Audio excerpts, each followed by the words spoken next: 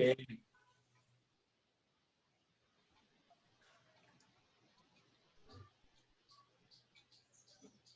Go.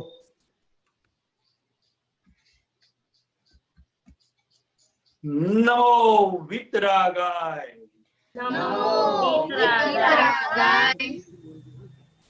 નમો અરિહંતાણમ.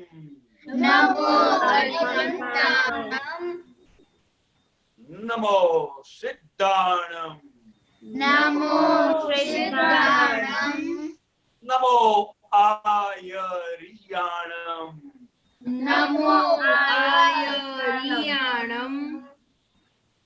નમો વજ્રાયાણમ.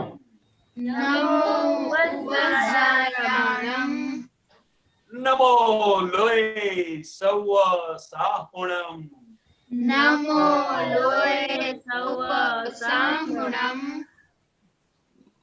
એસો પંચન મુખારો.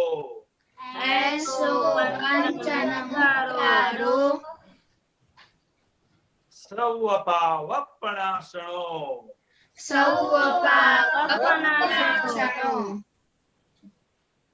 મંગલાણમ ચ સર્વેસીમ.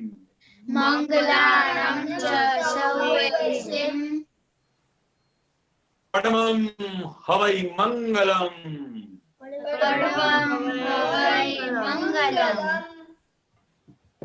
ઓમ નમો ભગવતે વાસુદેવાય.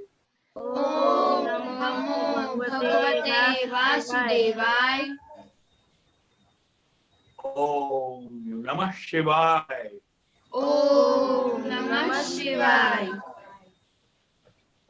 જય સચ્ચિદાનંદ.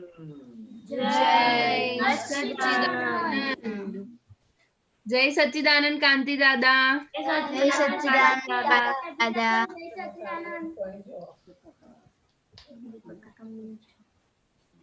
અંત્યાનંદજી જય સચ્ચિદાનંદ. આપણે બાળકો સાથે થોડી વાત તો અરવિંદભાઈ તમારે નોઈસ આવે છે. દીપકાનંદજી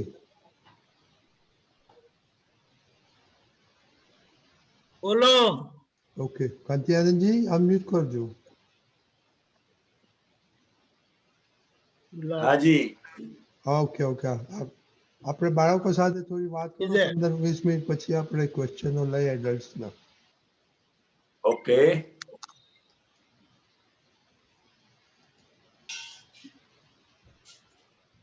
બાળકોને કઈ પૂછવું હોય તો વાત કરે તો આપણે એ રીતે વાત કરીએ. ઓકે. ચેલ્સી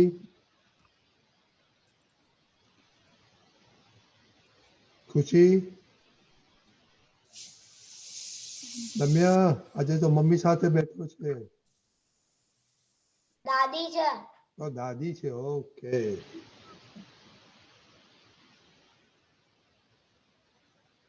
બોલું શું ક્વેશ્ચન છે તારો? મારો નથી ક્વેશ્ચન. ઓકે. નથી. થોડી વાતો કરો કંત્યાનંદજી. હાજી. આપણે શું વાત કરીશું? તમને ઇન્ટરેસ્ટિંગ શું છે તમને? ખુશી તારે ઇન્ટરેસ્ટ શેનો છે?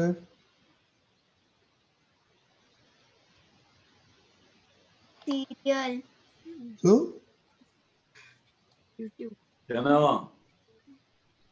શું કહ્યું? શેનો ઇન્ટરેસ્ટ છે?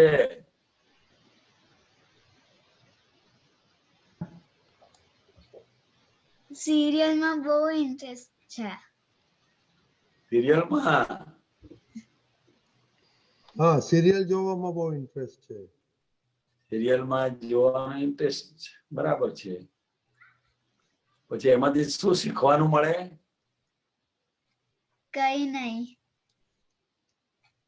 તો જોવાની.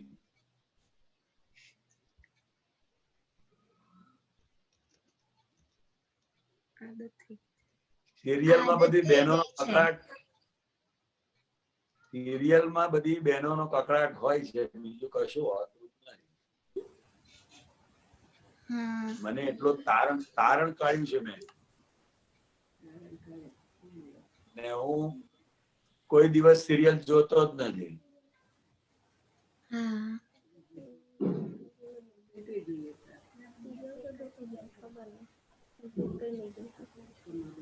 અત્યારે ઇન્ટરેસ્ટ કેમ પડે છે આ બધી વાતો સાંભળવાની? ના એટલે ઘણી વાર તો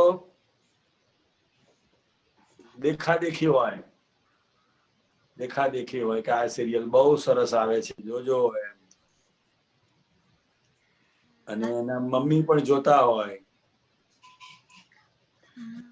અને સિરિયલ વાળા પણ એવા છે, બધાનો ટાઈમ સાચવી લે છે.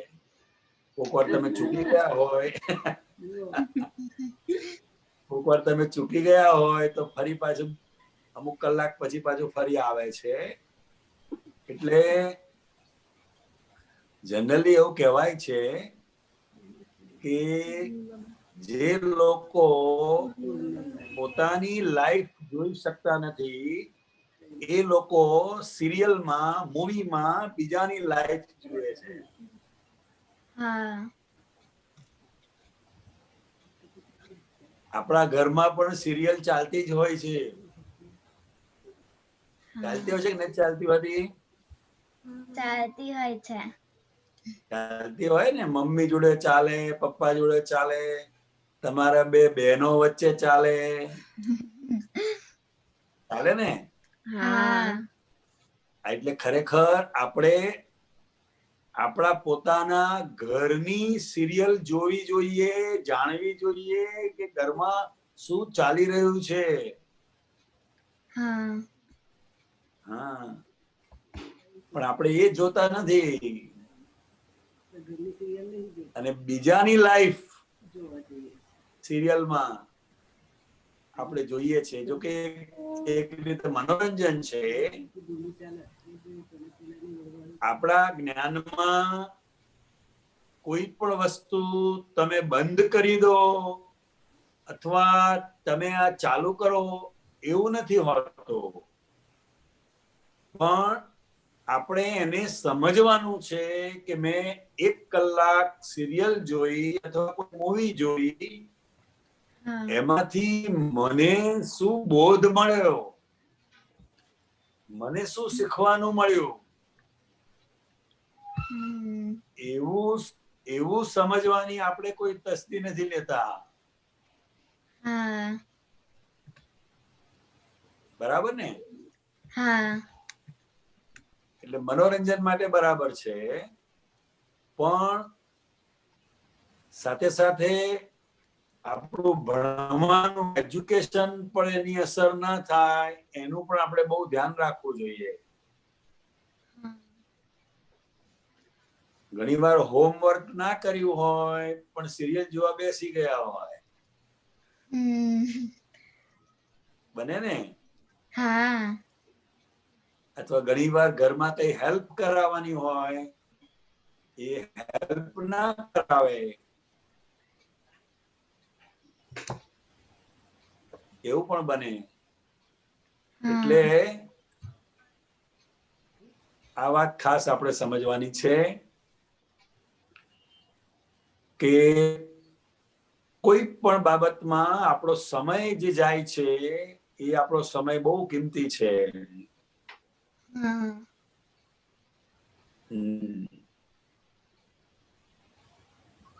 કારણ કે ગયેલો સમય પાછો નથી મળતો. મળે? ના મળે. ના મળે.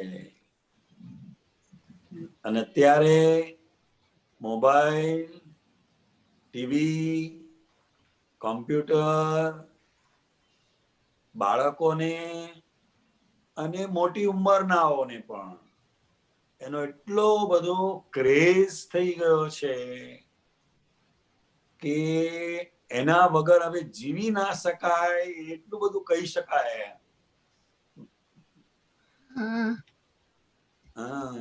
છોકરાઓ છોકરીઓ એના મમ્મી પપ્પાને કે મારા એક જોડી કપડા ઓછા લેજો પણ મોબાઈલ તો મારે જોઈએ. એવું કે ને? હા હા કાંતિ દાદા, આમાં એક હા ક્વેશ્ચન બેટા. ઉભો થાય છે કે આપણે સિરિયલ તો હા. જોઈએ છે, બટ એમાં આપણે તમે કીધું ને કે જસ્ટ લાઈક મનોરંજન માટે જોવાની, પણ આપણે એની સાથે આપણું હા. કમ્પેર કરીએ છીએ કે એમનું હા કેવું છે અને આપણું કેવું છે એમ. હા બરાબર છે. એમાં શો વધારે હોય. હા, શું હોય? શો વધારે હોય. હા, સિરિયલ અથવા મૂવી અથવા ડ્રામા એ આપણને શું સમજાવવા માંગે છે કે અત્યારે સમાજમાં આવું ચાલી રહ્યું છે.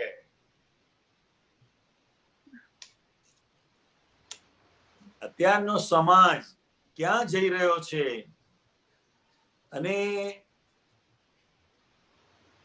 સ્ત્રીઓ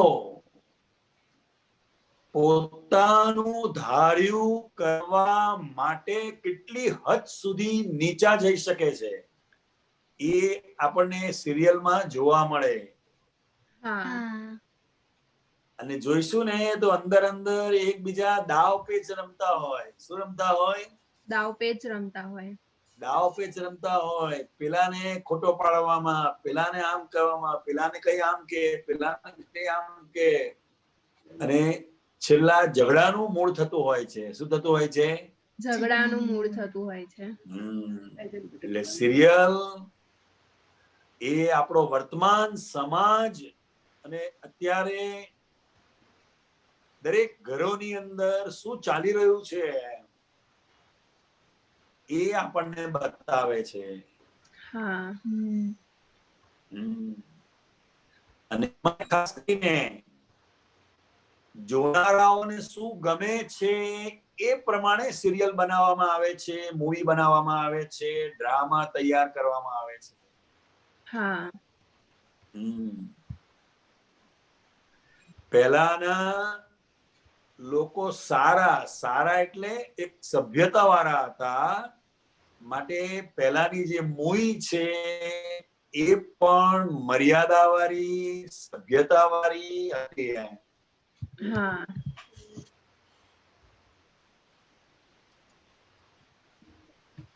અત્યારે કોઈ મર્યાદા રહી નથી. રહી છે? ના. મર્યાદા તને ખ્યાલ આવે? ઘરમાં વડીલ હોય તો એમની સાથે કઈ રીતે વર્તવું, મમ્મી પપ્પા હોય તો એમની સાથે કઈ રીતે વર્તન કરવું, અને મમ્મી પપ્પા એ પણ બાળકો જયારે ઘરમાં હોય ત્યારે એમણે કઈ રીતે વર્તન કરવું, આ પણ એક જાગૃતિ માંગી લે છે. હા, કારણ કે બાળકોની અંદર અને વડીલોની અંદર પણ જોઈને શીખવાની વૃત્તિ છે. શું છે? જોઈને શીખવાની વૃત્તિ છે. હા, એટલે ઘણી બધી વસ્તુઓ લોકો સિરિયલોમાંથી શીખે છે. હા, શું શીખે છે? સિરિયલ માંથી શીખે છે. હા, કોઈ એના ડ્રેસ જોતા હોય, કોઈ એના ઘરેણા જુએ, કોઈ એનો મેકઅપ જુએ, કોઈ એની હેરસ્ટાઈલ જુએ, કોઈ જુએ એનું ઘર કેટલું સરસ છે, આવું બધું. હા, જેને જેમાં ઇન્ટરેસ્ટ હોય એ જુએ. હા, મુખ્ય વસ્તુ આપણને શું શીખવા મળ્યું એ આપણે તારણ કાઢવું જોઈએ.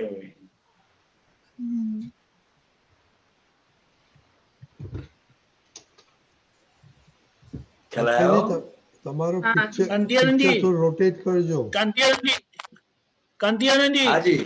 તમે જે લોક સ્ક્રીન કરેલું છે ને તેને અનલોક કરો, ઓરિએન્ટેશન. એ મને બહુ નહીં ખ્યાલ આવે. ઓરિએન્ટેશન લોક કરું એમ? હા, આ છે ને જો આ ઓકે,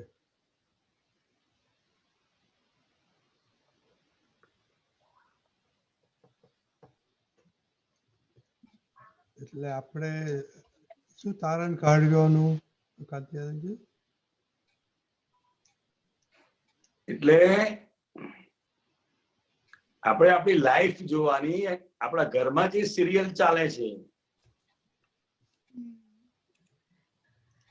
હા એને જોવાની જરૂર છે એમ. હા બરાબર ને? હા હા બરાબર. હમ. ઓકે હા ઓકે, ચાલો. જય સચ્ચિદાનંદ. જય જય સચ્ચિદાનંદ. જય સચ્ચિદાનંદ. સચ્ચિદાનંદ. આપણે હવે નમ્ય તારે કઈ ક્વેશ્ચન છે? ઓકે, તો આપણે હવે ક્વેશ્ચન લઈએ. કૃષ્ણ.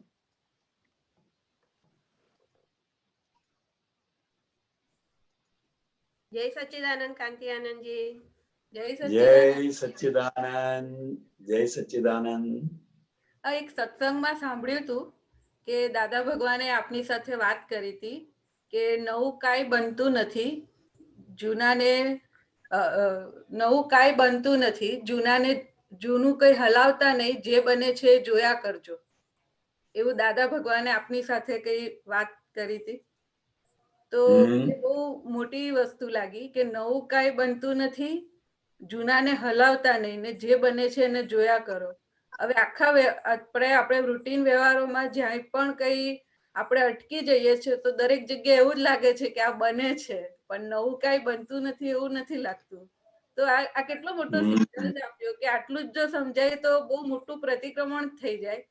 તો આના વિશે આપ સમજ આપો કે દાદા શું આપને કહેવા માંગતા હતા આમાં. એટલે કંઈ પણ બની રહ્યું છે એ પૂર્વે જે કોઝ થયેલી છે એની ઇફેક્ટ છે. એટલે એને બદલવાની માથાકૂટ કર્યા કરતા જે કંઈ પણ બની રહ્યું છે ને એમાં ફાઇલ નંબર 1 અને ફાઇલ નંબર 1 ની અંદર અંતસ્કરણના લેવલ ઉપર જે આપણી આખી મથામણ ચાલે છે એ ખાલી જોયા કરવાની છે. અચ્છા. અને ખરેખર પુરુષાર્થ એ છે એમ. એને બદલવો એ પુરુષાર્થ નથી અને બદલાવાનું પણ નથી. બરાબર છે. એટલે નવું કશું બનતું નથી એમ. બરાબર છે. જે કોઝ થયેલું છે એની ઇફેક્ટ સ્વરૂપે આજે આવે છે, પણ આપણને કોઝ ખબર નથી. માટે આપણી જે શુભ અશુભની જે રોંગ માન્યતાઓ છે એ એની અસરના ભાગરૂપે થોડી ઘણી બદલવાની માથાકૂટમાં પડીએ છે. પણ ખરેખર જો એને જોઈએ જાણીએ તો આખો વ્યવસ્થિત શક્તિ કરતા છે એ આજ્ઞા આપણને આપણા સંજોગોમાં દ્રઢ થતી જાય. આપણા સંજોગોમાં થતી જાય. એટલે કશું હલાવવા જેવું નથી. હલાવવું એટલે શું એમ તો કે જે વ્યવસ્થિત શક્તિના આધારે બની રહ્યું છે એમાં હાથ ઘાલો. અચ્છા. અને એટલું નહીં, બીજાના વ્યવસ્થિતમાં હાથ ઘાલીએ છે. આપણા વ્યવસ્થિતમાં નથી નાખવાનો, પણ બીજાના વ્યવસ્થિતમાં તું આમ કર તો આમ નથી કરતી, તમારે તો આમ કરવું જ જોઈએ એમ. એ પેલાના વ્યવસ્થિતમાં હાથ ઘાલે છે. ના, બરાબર છે. હા, એટલે દાદા ભગવાન કહે છે કે અમે અમારી લાઈફમાં ક્યારે કોઈને એમ ન કહેવાય કે તમે મારું કયું માનો. બરાબર છે. એ ના કહેવાય. સમજાઈ શકાય. આપણી કોઈ પણ વાત મનાવવા માટેની ના હોય, કારણ કે માનવું ના માનવું એ એની સત્તામાં નથી. એટલે આ અલ્ટિમેટ જાગૃતિ છે હમ, કે ફાઇલ નંબર 1 અને એની અસરો હમ, સંયોગોને આધીન જે કંઈ પણ બની રહ્યું છે હમ, એને હલાવવું એટલે કે એને ફેરફાર કરવો એમ, હમ, એના કરતા તમે એને જોયા કરો બસ. બરાબર છે. અને જેવું તમે જુઓ છો હમ, તો એ ઇફેક્ટ તરીકે સમજાય છે અને પોતાનો સ્વભાવ આખો જે છે એ આખો ખુલ્લો થતો જાય છે બરાબર છે. અને ઉપયોગ ફાઇલ નંબર 1 ઉપર વધતો જાય છે. હમ, મારા અનુભવ પ્રમાણે જાગૃતિ એને કહું છું ફાઇલ નંબર 1 ઉપર એનો ઉપયોગ હોવો એમ. કારણ કે આપણે નિસ્બત ફાઇલ નંબર 1 સાથે છે, બીજા શું કરી રહ્યા છે, બીજા શું કહી રહ્યા છે, બીજા શું આપણને સમજી રહ્યા છે એમાં પડવાની જરૂર નથી. આપણે ફાઇલ નંબર 1 થી બંધાયા છે તો એનાથી મુક્ત થવાનું, અને જોયા સિવાય બીજો કોઈ શુદ્ધ ઉપયોગી માટે પુરુષાર્થ નથી. બહુ મોટી વસ્તુ છે સાહેબ. આપણે બહાર જે આપણે કીધું ને કે આ ઇફેક્ટ ને ઇફેક્ટ રૂપે જાણીએ, પણ આ ઇફેક્ટ છે એને કોઝ સમજીને પછી વાંધા વચકા કે સાચું ખોટું, આવું હોવું જોઈએ, ના હોવું જોઈએ, એ બધાનો દોષિત જોવાનો ભાગ આખું એક કોઝ ની ઇફેક્ટ રૂપે જોઈએ છે, એનાથી થાય છે. એટલે આપણે બહુ સરસ ઇફેક્ટ રૂપે જ જોવાની છે. એટલે નવું ઇફેક્ટ રૂપે જ જોવાની છે. And it is fact. It is fact. Effect. It is fact. અને એક બીજું મોટું ભૂલ શું થાય છે કે બીજું જે આમ બહુ સિક્વન્સમાં વાક્ય છે કે આખું નવું કઈ બનતું નથી, જૂનાને હલાવતા નહીં. એટલે બહુ મોટી ભૂલ એક એ થાય છે કે જૂનું જે થઈ રહ્યું છે ને એમાં હલાયા જ કરીએ છે. અને એને ડખો કહેવાય છે. હા, આવું જે આ વ્યવહાર બરાબર કહેવાય, આ બરાબર ના કહેવાય, સાચું ખોટું, ન્યાય બધું હલાવવાના ભાગમાં જ જાય છે. એમાં જાય છે. શું બને છે એને જોયા કરો. એ દાદાએ આ શું એવો પ્રસંગ બન્યો તો જેનાથી આપણે આટલો મોટો સિદ્ધાંતની વાત થઈ આપની સાથે? હવે એવું તો કઈ અત્યારે મને યાદ નથી.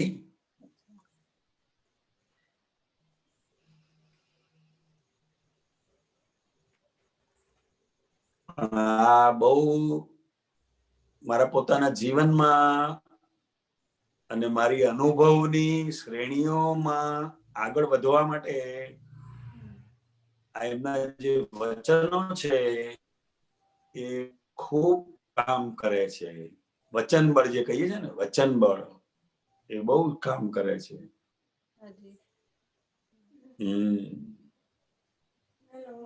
જોવા જાણવા સિવાય જે કંઈ પણ કરવામાં આવે છે એ બધો ડખો છે.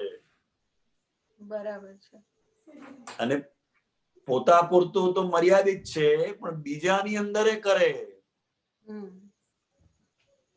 બરાબર છે. બીજાની અંદર કરે. કેટલી અજાગૃતિ છે. જ્ઞાન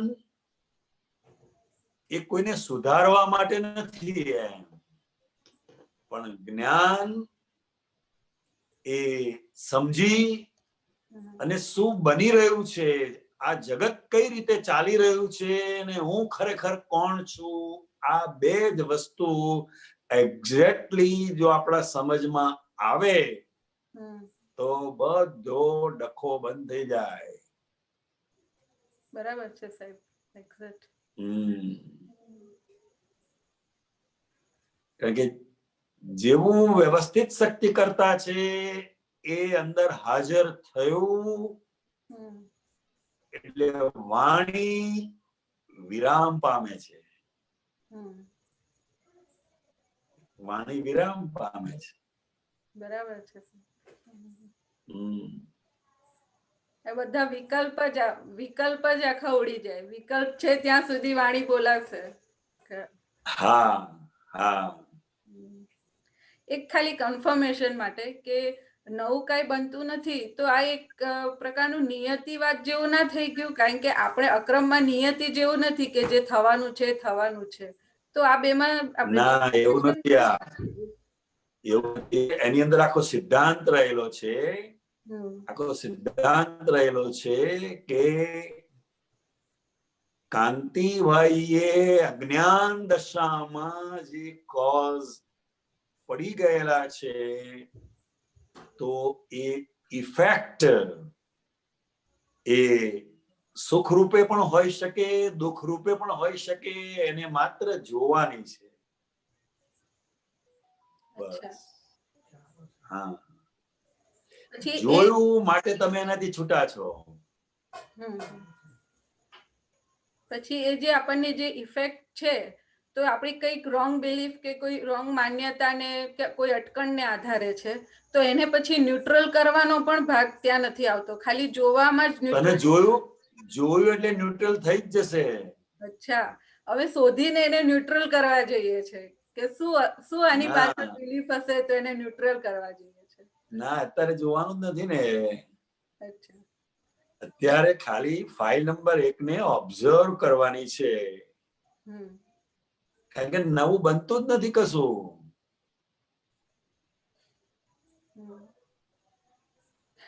અને કાંતિભાઈ નું કોઝ છે, માટે કાંતિભાઈ ની જ ઇફેક્ટ છે અને એના માટે કોઈ જવાબદાર નથી. બરાબર. અને એવી જ રીતે દરેક વ્યક્તિના જે કોઝિસ છે, ઇફેક્ટ છે. આ સમજાય. બરાબર છે. એટલે પ્રારબ્ધ ને પ્રારબ્ધ જાણશે અને પુરુષાર્થ ભાગ ચાલુ થઈ જશે. હા, પુરુષાર્થ ભાગ શું છે? તો કે એને આ સમજાય પહેલા કે નવું કશું બનતું નથી. અને જે જૂનું છે એને હલાવવાનું નથી. એટલે આખો વ્યવસ્થિત શક્તિ કરતા છે એ આજ્ઞા ધર્મને દ્રઢ કરે છે. આજ્ઞા ધર્મને બહુ દ્રઢ કરે છે. બહુ દ્રઢ કરે છે. આ વ્યવસ્થિત શક્તિ માટેની બહુ જ વાઇડ વિઝન આપે એવું આ વાત છે. આખી બહુ વિશાળ વિઝન આપે. હા, આખું આમ જેટલું વ્યવસ્થિત સમજાય તો આ વસ્તુ એક્ઝેક્ટનેસ માં સમજાય એવું લાગે. ડખા બંધ થઈ જાય. બહાર તો ડખા છે, પણ અંદર પોતાની જાત જોડે પણ કેટલા બધા ડખા છે. તો એ બંધ થઈ જાય. પોતાની જાત સાથે છે માટે જ બહાર છે. સાચી વાત છે. એવું જ છે. એટલે ઘણા બહુ બુદ્ધિશાળી માણસો આવે ને, તે પછી દાદા ભગવાનને કહે કે અહીં તો કોઈ નિયમ નથી, કોઈ ડિસિપ્લિન નથી, આ તો બધું કેમનું ચાલે છે કે ખબર જ નથી એમ. તો કે અહીં ડિસિપ્લિન શોધતા નહીં કે અહીંયા પ્રેમ જોજો. કે મહાત્માઓ જયારે ભેગા થાય ત્યારે એને ઓળખતા હોય કે ના ઓળખતા હોય, પણ એકબીજા મહાત્માઓ પ્રત્યે જે એકબીજાને આત્મીય જે આખો એક પ્રેમ છે એ જોવા મળે છે. અને કેવો પ્રેમ! એમ પોતાના સગાવાલા પ્રત્યે પણ ના હોય એવો પ્રેમ આજે મહાત્માઓની અંદર એકબીજા માટે હું શું કરું એમ એકબીજાની એની આખી એક ભાવના દરેક મહાત્માઓની અંદર આ ચાલી રહી છે. અને મને આ સંઘની અંદર સૌથી મોટામાં મોટું આકર્ષણ જો લાગ્યું હોય તો આ મહાત્માઓનો પ્રેમ. સાચી વાત છે સાહેબ, બહુ જ હાર્ટીલી આત્માનો પ્રેમ. બરાબર. અને પોતાનું માનીને કરે છે. પોતાનું એમ. અને દાદા પણ કહેતા એમ કે મહાત્માઓની જે સેવા કરે છે, સંઘની જે સેવા કરે છે, એનું સ્થાન અમારા માથા ઉપર છે. ઓહ, બહુ મોટી વસ્તી. okay. બરાબર રુજિતા? હાજી બહુ જય આનંદ થયો. જય સચ્ચિદાનંદ. જય જય સચ્ચિદાનંદ. સચ્ચિદાનંદ. જય સચ્ચિદાનંદ.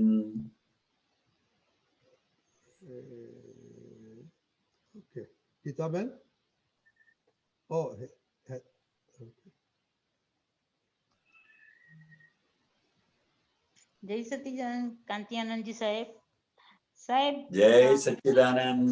હાજી સાહેબ, આ જે 6 તત્વો છે એમાંનું જે પેલું કાળનું અને પરમાણુનું જે તત્વ છે એનું વિભાજન થાય? કારણ કે એ પરમાણુ છે ને એ આપણા એ પૂતગલ ની અંદર જે પરમાણુ રહેલા છે એના આધારે આપણું પૂતગલ બન્યું, બરોબર સાહેબ? તો એ કાળના અને એ પૂતગલના પરમાણુનું વિભાજન થતું હશે સાહેબ? બંને વસ્તુ અલગ છે. હા હા, એ થોડું સમજાવો બંને સાહેબ. તત્વો અલગ છે. હા, તત્વ અલગ છે બે. હા હા હા. પૂતગલ પરમાણુ સ્વરૂપે પ્યોર છે, શુદ્ધ છે. હા હા હા હા. અને કાળ તત્વ છે એ કાળાણુ કહેવાય છે.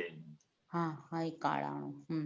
હા, એટલે બંને તત્વો મૂળ સ્વરૂપે એના પોતાના ગુણધર્મની અંદર જ છે.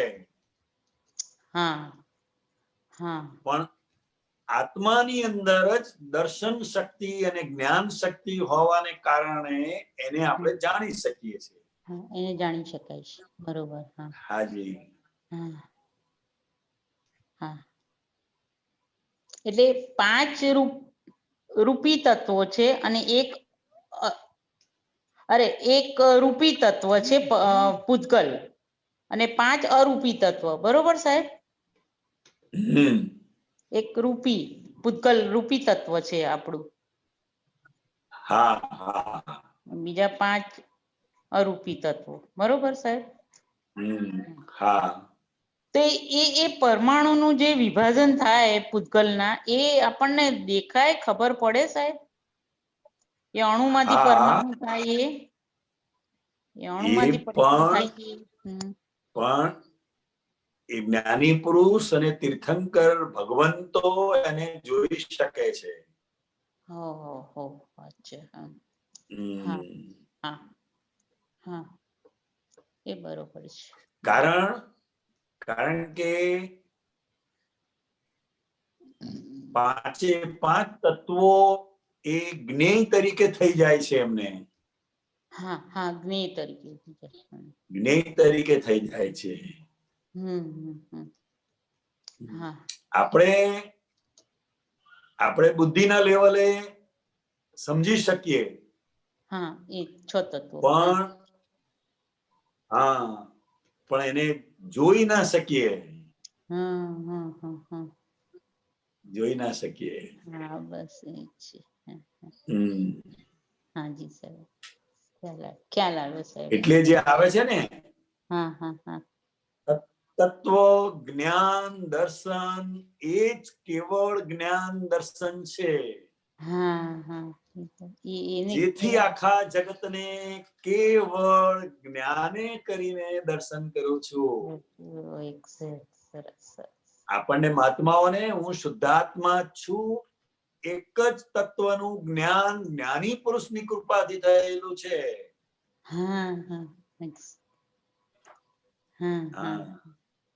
બરોબર છે.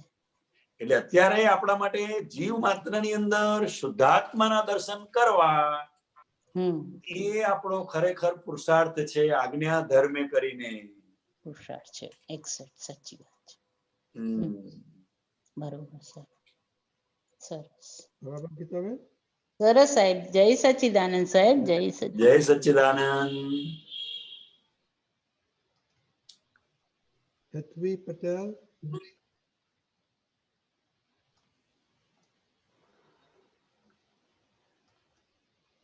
હેતવી પટેલ. Yes.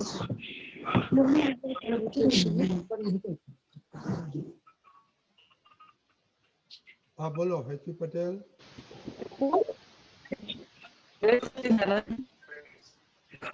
જય સચ્ચિદાનંદ.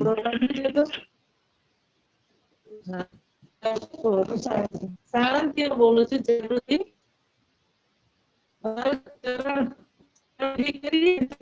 ધ્યાન નથી રહેતું. સંભળાતું નથી. ક્લિયર નથી સંભળાતું મને. અવાજ તૂટે છે. ચરણ વિધિ કરું ને, ચરણ વિધિ હા ત્યારે સંભળાય છે. હા હવે સંભળાય છે. ચરણ વિધિ કરું ને ધ્યાન નથી રહેતું. આમ કોણ શું કરે છે ને એમાં બધું બહુ ચીજ જતું રહે છે. ત્યારે ધ્યાન રહેવું જોઈએ, એ ધ્યાન નથી રહેતું. ના એ ધ્યાન રહ્યું જ કહેવાય. ચરણ વિધિ આપણે શું એવું છે? બરોબર. એમને બીજા શું કરે છે એ ખબર પડી, એને ધ્યાન જ કહેવાય ને. બરોબર છે. હા ધ્યાન એટલે ધ્યાન એટલે શું? તો કે હું શુદ્ધાત્મા છું એ લક્ષ્ય સાથે ચરણ વિધિ થયા કરે. અને જે અંતસ્કરણ છે ને, મન છે, બુદ્ધિ છે, એ તો પાછા એના ધર્મમાં રહે જ. બરોબર. ખ્યાલ આવ્યો? અંતસ્કરણના ધર્મોને આપણે જાણવાના છે. તમે ચરણ વિધિ કરો તો તેથી કઈ મન બંધ થઈ જાય, બુદ્ધિ બંધ થઈ જાય, વિચાર બંધ થઈ જાય? ના. પણ એ ચરણ વિધિ જ્યારે થતી હોય ત્યારે એ જે શબ્દો છે, માનો કે હું અનંત જ્ઞાન વાળો છું, અનંત દર્શન વાળો છું, એ દિવાલ પર લખેલું હોય અને આપણે વાંચતા હોઈએ, એવી રીતે આંખો બંધ કરીને વાંચવાનું.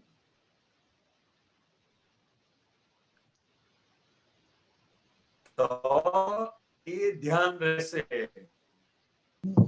ધ્યાન રાખવાનો પ્રયત્ન નહીં કરવાનો, અને રાખવાથી રહે પણ નહીં. બરોબર. હા બરોબર. ઘરની અંદર કઈ ને કઈ તો કોઈ ને કોઈ કઈ ને કઈ એનું કામ કરતા હોય, કોઈ સૂતું હોય, કોઈ ઉઠતું હોય, કોઈ નાવા ગયું હોય, કોઈ ચા નાસ્તો કરતું હોય, આ બધું ચાલ્યા જ કરે ને તમને અંદર થાય ખરું કે પેલા ઉઠ્યા એમ. ધ્યાન એનો અર્થ એવો નથી કે બહાર શું ચાલી રહ્યું છે એ આપણને ખબર ના પડે. એને જાગૃતિ કહેવાય છે. શું કહેવાય છે? જાગૃતિ. તમે ધ્યાન કોને કહો છો? ધ્યાન તો એકદમ સ્થિર રહેતું નથી ને, એટલે એમ થાય છે કે ચરણ વિધિમાં ના, એ રાખવાનું નથી. એ રાખવાનું નથી, કારણ કે ચિત્ત તો ભટકે ને. હા ભટકે. ચિત્તનો ધર્મ શું છે? ભટકે એમ. એ જાણ્યું ધ્યાન કહેવાય છે. શું કહેવાય છે?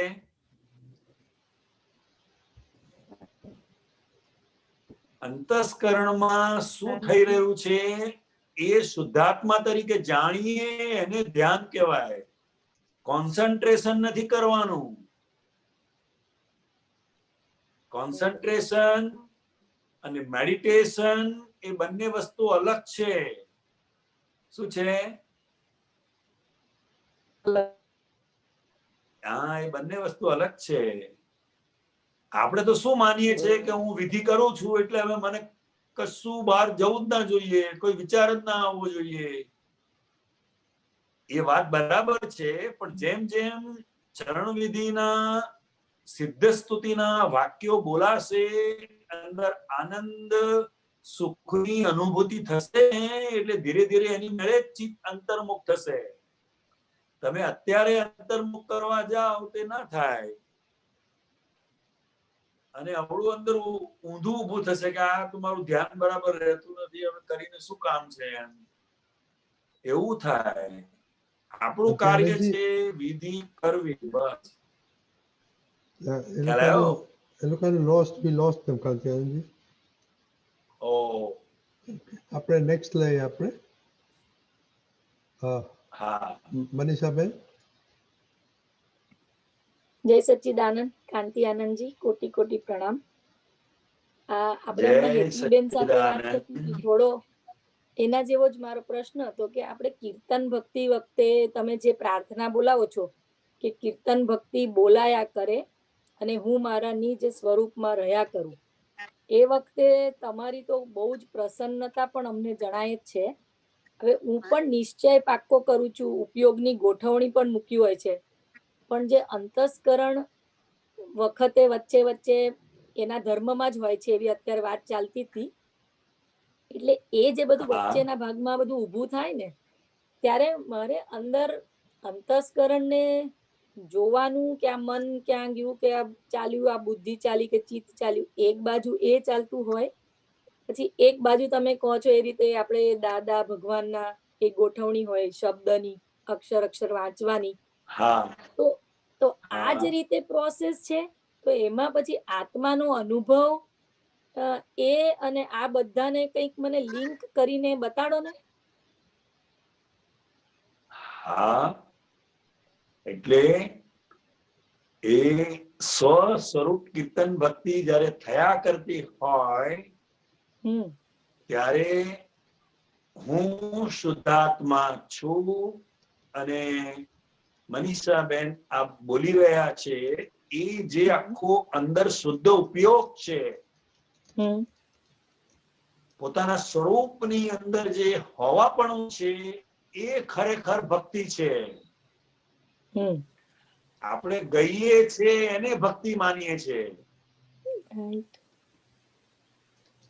આપણે દાદા ભગવાનના અસીમ જય જયકાર જે ગાઈએ છીએ એને આપણે ભક્તિ માનીએ છીએ. એ આખું એક વ્યવહારિક રીતે બરાબર છે, પણ ખરેખર અંદર શુદ્ધ ઉપયોગનું હોવાપણું એમ કે હું નિશ્ચય નિર્ણયથી શુદ્ધાત્મા છું. અને મનીષાબેન આજે એમનું આ વ્યવસ્થિત આવ્યું છે, તો એ વ્યવસ્થિત શક્તિ આ ભક્તિ કરાવી રહી છે, અને અંતસ્કરણના લેવલે પણ મનમાં બુદ્ધિમાં આ બહુ સરસ ગવડાવે છે. આ ગાવાથી મને બહુ આનંદ આવે છે. આવું બધું અંદર ચાલ્યા કરે. ઘણી વાર મને એમે બતાડે કે હવે 10 મિનિટ બાકી રહી, આ ક્યારે પૂરી થશે, આવું બધું અંદર ચાલ્યા જ કરતું હોય. મૂળ કીર્તન ભક્તિની પાછળનો આશય શું છે? તો કે શુદ્ધ ઉપયોગનું હોવાપણું. અને એ શુદ્ધ ઉપયોગનું હોવાપણું જે છે એ દાદા ભગવાનનું જે સ્વરૂપ છે જ્ઞાતા દ્રષ્ટા, એ તરફ આપણી ભક્તિ ચાલે છે. તો શુદ્ધ ઉપયોગની ગોઠવણી અને એનું હોવાપણું, એ બેને કેવી રીતે તાલમેલ થાય છે?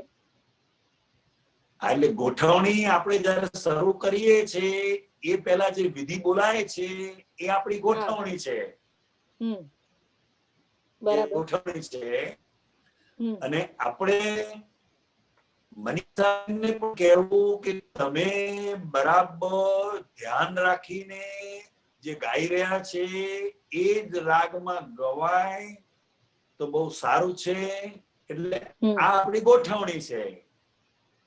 પણ કીર્તન ભક્તિ બોલાવાની શરૂ થઈ અને જેટલા ઉલ્લાસપૂર્વક, આનંદપૂર્વક, અને દરેક મહાત્માઓની અંદર પણ શુદ્ધાત્મા છે, દાદા ભગવાનનું સ્વરૂપ બિરાજેલું છે, આખી સમજ સાથે જ્યારે એ ભક્તિ થાય છે ત્યારે અમૃત બિંદુ ટપકવા માંડે છે અને આ ભક્તિ એવી છે કે એનું કેશ ફળ મળે છે, એને એટલો બધો આનંદ આવે કે બસ આ ભક્તિ ચાલ્યા જ કરે એમ. અને 50 મિનિટ ક્યાં થઈ ગઈ એને પોતાને ખબર પણ ના પડે એમ. અને આ એટલા બધા તન્મયાકાર થઈને બોલવાનું છે. શું બોલવાનું છે? તન્મયાકાર થઈને બોલવાનું છે. એટલે તન્મયાકાર એટલે દાદા ભગવાન સાથે અભેદ સ્વરૂપ એમ. તન્મયાકાર એટલે શું? એટલે હું બોલાવું છું ને, હું દાદા ભગવાન જેવો શુદ્ધાત્મા, રાઈટ, દાદા ભગવાન જેવો એમ. એટલે દાદા ભગવાનનું જે સ્વરૂપ છે એ મારું સ્વરૂપ છે.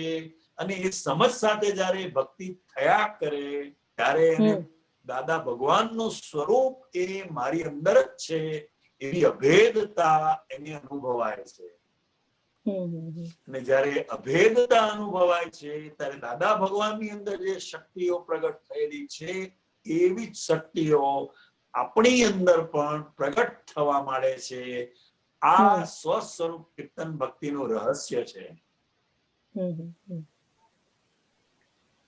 બહુ ઉત્કૃષ્ટ વસ્તુ છે આ, બહુ જ ઉત્કૃષ્ટ વસ્તુ છે આ.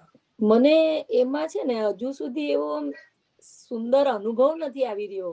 આમ સહેજ વાર માટે એવું લાગે, જરાક વાર કશે, પણ પછી પાછું આમ ખબર નહીં, મને એવું કાં તો એવી મારી ડિઝાઇન છે કે અંતસ્કરણમાં બધું જે ઊભું થાય છે ઘમસાણ તે નથી ગમતું, કે એ જે તમે હમણાં વાત કરતા હતા પેલા બેન સાથે, એ ગમતું ના ગમતું ના હોય. જે કંઈ પણ બની રહ્યું છે મુખ્ય વસ્તુ શું છે? હું શુદ્ધાત્મા છું બસ. અને ગમતું ના ગમતું છે તો એ મનીષાબેન ને છે એ તમે જાણ્યું ને તો એ પણ ભક્તિ છે. હું એમ નથી કહેતો કે ના હોય કે ના આ હોય, એ પણ જાણવાનું છે. એમ નથી ગમતું તો એવી કઈ અંદર બિલીફ છે જેના કારણે નથી ગમતો, અને ગમે છે તો કઈ એવી અંદર સમજ છે જેના આધારે ગમે છે. એટલે આખું કીર્તન ભક્તિનું જે હાર્દ છે એ શુદ્ધોપયોગ આપણો અંદર રહેવો એ છે બસ. કારણ કે એ વખતે અંતસ્કરણનું ઊભા થવું જે થાય ને તે ના ગમે એવું થાય વચ્ચે. ના તે ના ડિસ્ટર્બિંગ નથી. એમ ડિસ્ટર્બિંગ શું છે કે આ ઊભું ના થવું જોઈએ એ જે અંદર આપણી સમજ છે ને, એ જે સમજ છે એ થાય છે માટે ડિસ્ટર્બ થવાય છે. હા, એક્ઝેક્ટલી. જે પર અને પરાધીન છે આખું અંતસ્કરણ એ સંયોગોને આધીન છે. ઘણી વાર આપણો પોતાનો ગાવાનો મૂડ પણ એટલો બધો સરસ હોય તે વખતે આપણને બહુ જ આનંદ આવે. ઘણી વાર ગાવાનો મૂડ ના હોય અને ગાતા હોઈએ. પણ આ જે કંઈ પણ બની રહ્યું છે એ ખાલી આપણે જાણવાનું છે. ગમે છે અને આવું હોવું જોઈએ એ આપણી સમજ છે એમ. પણ એ આપણી બિલીફ પ્રમાણે નથી માટે નથી ગમતું. પણ આપણે નક્કી શું કરવાનું છે કે હું શુદ્ધાત્મા છું. મનીષાબેન ગાયા કરે છે અને હવે આ મનીષાબેનની અંદર ફાઇલ નંબર 1 માં આની જે કંઈ પણ અસરો થઈ રહી છે એ મારે મારા સ્વરૂપમાં રહીને ખાલી બસ.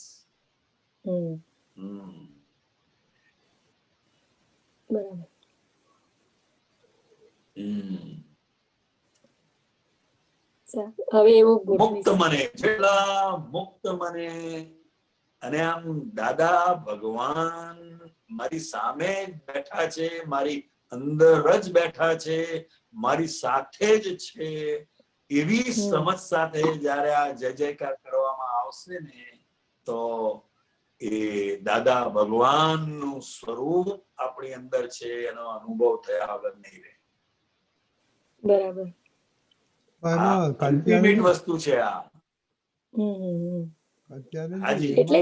એટલે પછી છે ને ખેદ થાય કે આપણે આટલું બધું નિશ્ચય કર્યો, પ્રાર્થના કરી, દાદાને પણ ખૂબ પ્રાર્થના કરી કે શું સરસ ઉપયોગપૂર્વક થાય, પછી નિજ સ્વરૂપનો અનુભવ થાય, પછી સમટાઈમ્સ એવું લાગે કે અરે આપણને તો કઈ આવું અનુભવ નથી આવતો કઈ, એટલે એવું થોડું ખેદ, અંદર ખેદ થાય, એવું થાય છે. બરાબર છે. આપણે જે પ્રાર્થના કરીએ છીએ, વિધિ કરીએ છીએ, એ ઇફેક્ટ ને બંધ નથી કરતી. હા, આ બહુ સમજવાની જરૂર છે. બરોબર છે. પણ દાદા ભગવાનની જે કૃપા છે એ અંતસ્કરણની ઇફેક્ટોને તમે જાણો, એમાં ડખો નહીં કરો. આવું રહેવું જોઈએ, અને નથી રહેતું માટે નથી ગમતું એમ. એક્ઝેક્ટલી નક્કી કર્યું ને, જે વસ્તુ તમારા હાથમાં નથી એમ, એ વસ્તુ તમે નક્કી કરી. આપણા હાથમાં શું છે તો કે જુઓ એમ, બસ. મનીષાબેન કેવી રીતે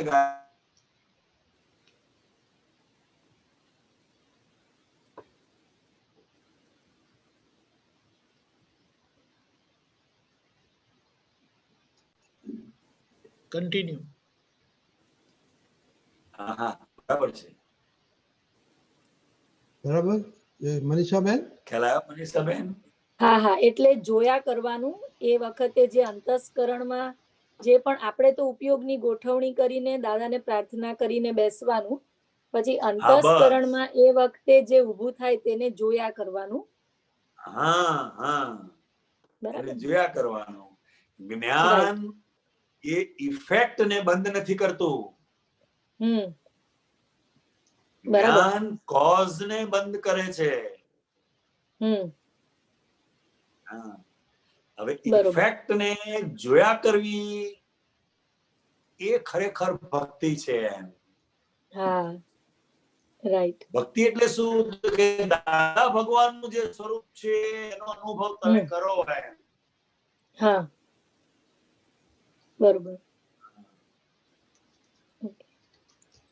આશીર્વાદ આપો કે આવી રીતે થાય ને દાદા ભગવાનનું સ્વરૂપ અમારા સૌ મહાત્માની અંદર ખુલ્લું થાય, એવા અમને બધાને આશીર્વાદ આપો. જરૂર છે. અને દાદા ભગવાનની ભક્તિ કરતા કરતા જ દાદા ભગવાન સ્વરૂપ જે છે આખું એ આપણી અંદર ખુલ્લું થાય છે. આ ભક્તિ એના માટે જ છે, અને બહુ અલૌકિક વસ્તુ છે આ ભક્તિ, કીર્તન ભક્તિ. એમ જ્ઞાન તો બધાએ પ્રાપ્ત કર્યું એમ, પણ જ્ઞાન પરિણામ ક્યારે પામશે?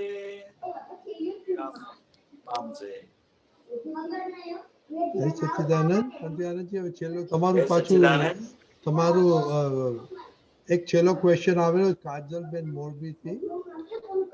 હા, લઈ લઈએ. જય સચ્ચિદાનંદ. પાછું ફોટો ચેન્જ કરવાનો છે. અચ્છા. હાજી, એની મહેનત થઈ જાય છે, ખબર નહીં. જય સચ્ચિદાનંદ.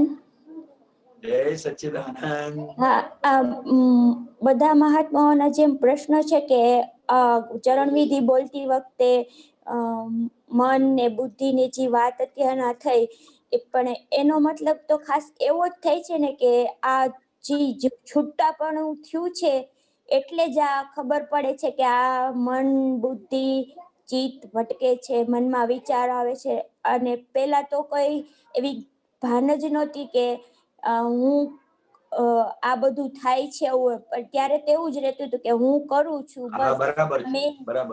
આમાં એટલું જ સમજવાનું છે માટે ખબર પડે છે. એનું પરિણામ એટલે જ આ પ્રશ્ન ઉભો થાય છે ને બધાને. મને એવું છે. અને એક બીજો પ્રશ્ન, પોતાને અંદર એવી ગેરસમજ છે કે આવું ના થવું જોઈએ. હા, એ ગેરસમજ છે.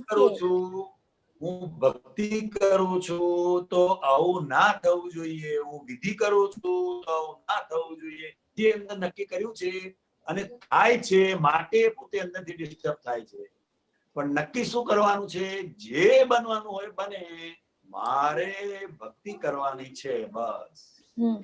અને આના ઉપરથી અંતસ્કરણમાં એક બીજો પ્રશ્ન એવો થાય છે કે અંતસ્કરણમાં ક્યાંય આપણે એવું ભરેલું જ નથી કે ભક્તિ કરવાનું કે દાદા ભગવાનના અસીમ જય જયકાર છે કે કોઈ ચરણ વિધિ એ કાંઈ આપણા અંતસ્કરણમાં કોઈ એવી વસ્તુ ભરેલી છે જ નહીં. એટલે મનને ના ગમે, એટલે જ બધું મનને અસીમ જય જયકાર કરવાનું ના ગમે. સત્સંગ 2 કલાક સાંભળે, 10 મિનિટ કીર્તન ભક્તિ ના કરી શકે એમ.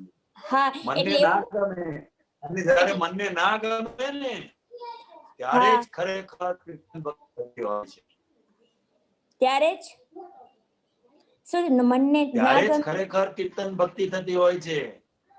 હા, થતી હોય છે એમ. હા, એટલે આપણે એવું કઈ ભરેલું જ નથી. ઈ આપણે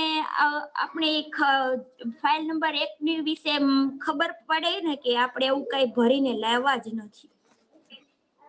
હા, લાવ્યા જ નથી, બરાબર છે. આ એક આપણો એક દોષ દેખાય એવું કહેવાય કે શું કહેવાય આને? દોષ નથી કહેવાતો, આ આપણે અંદર જાગૃત થયા છે માટે આપણને ખબર પડે છે.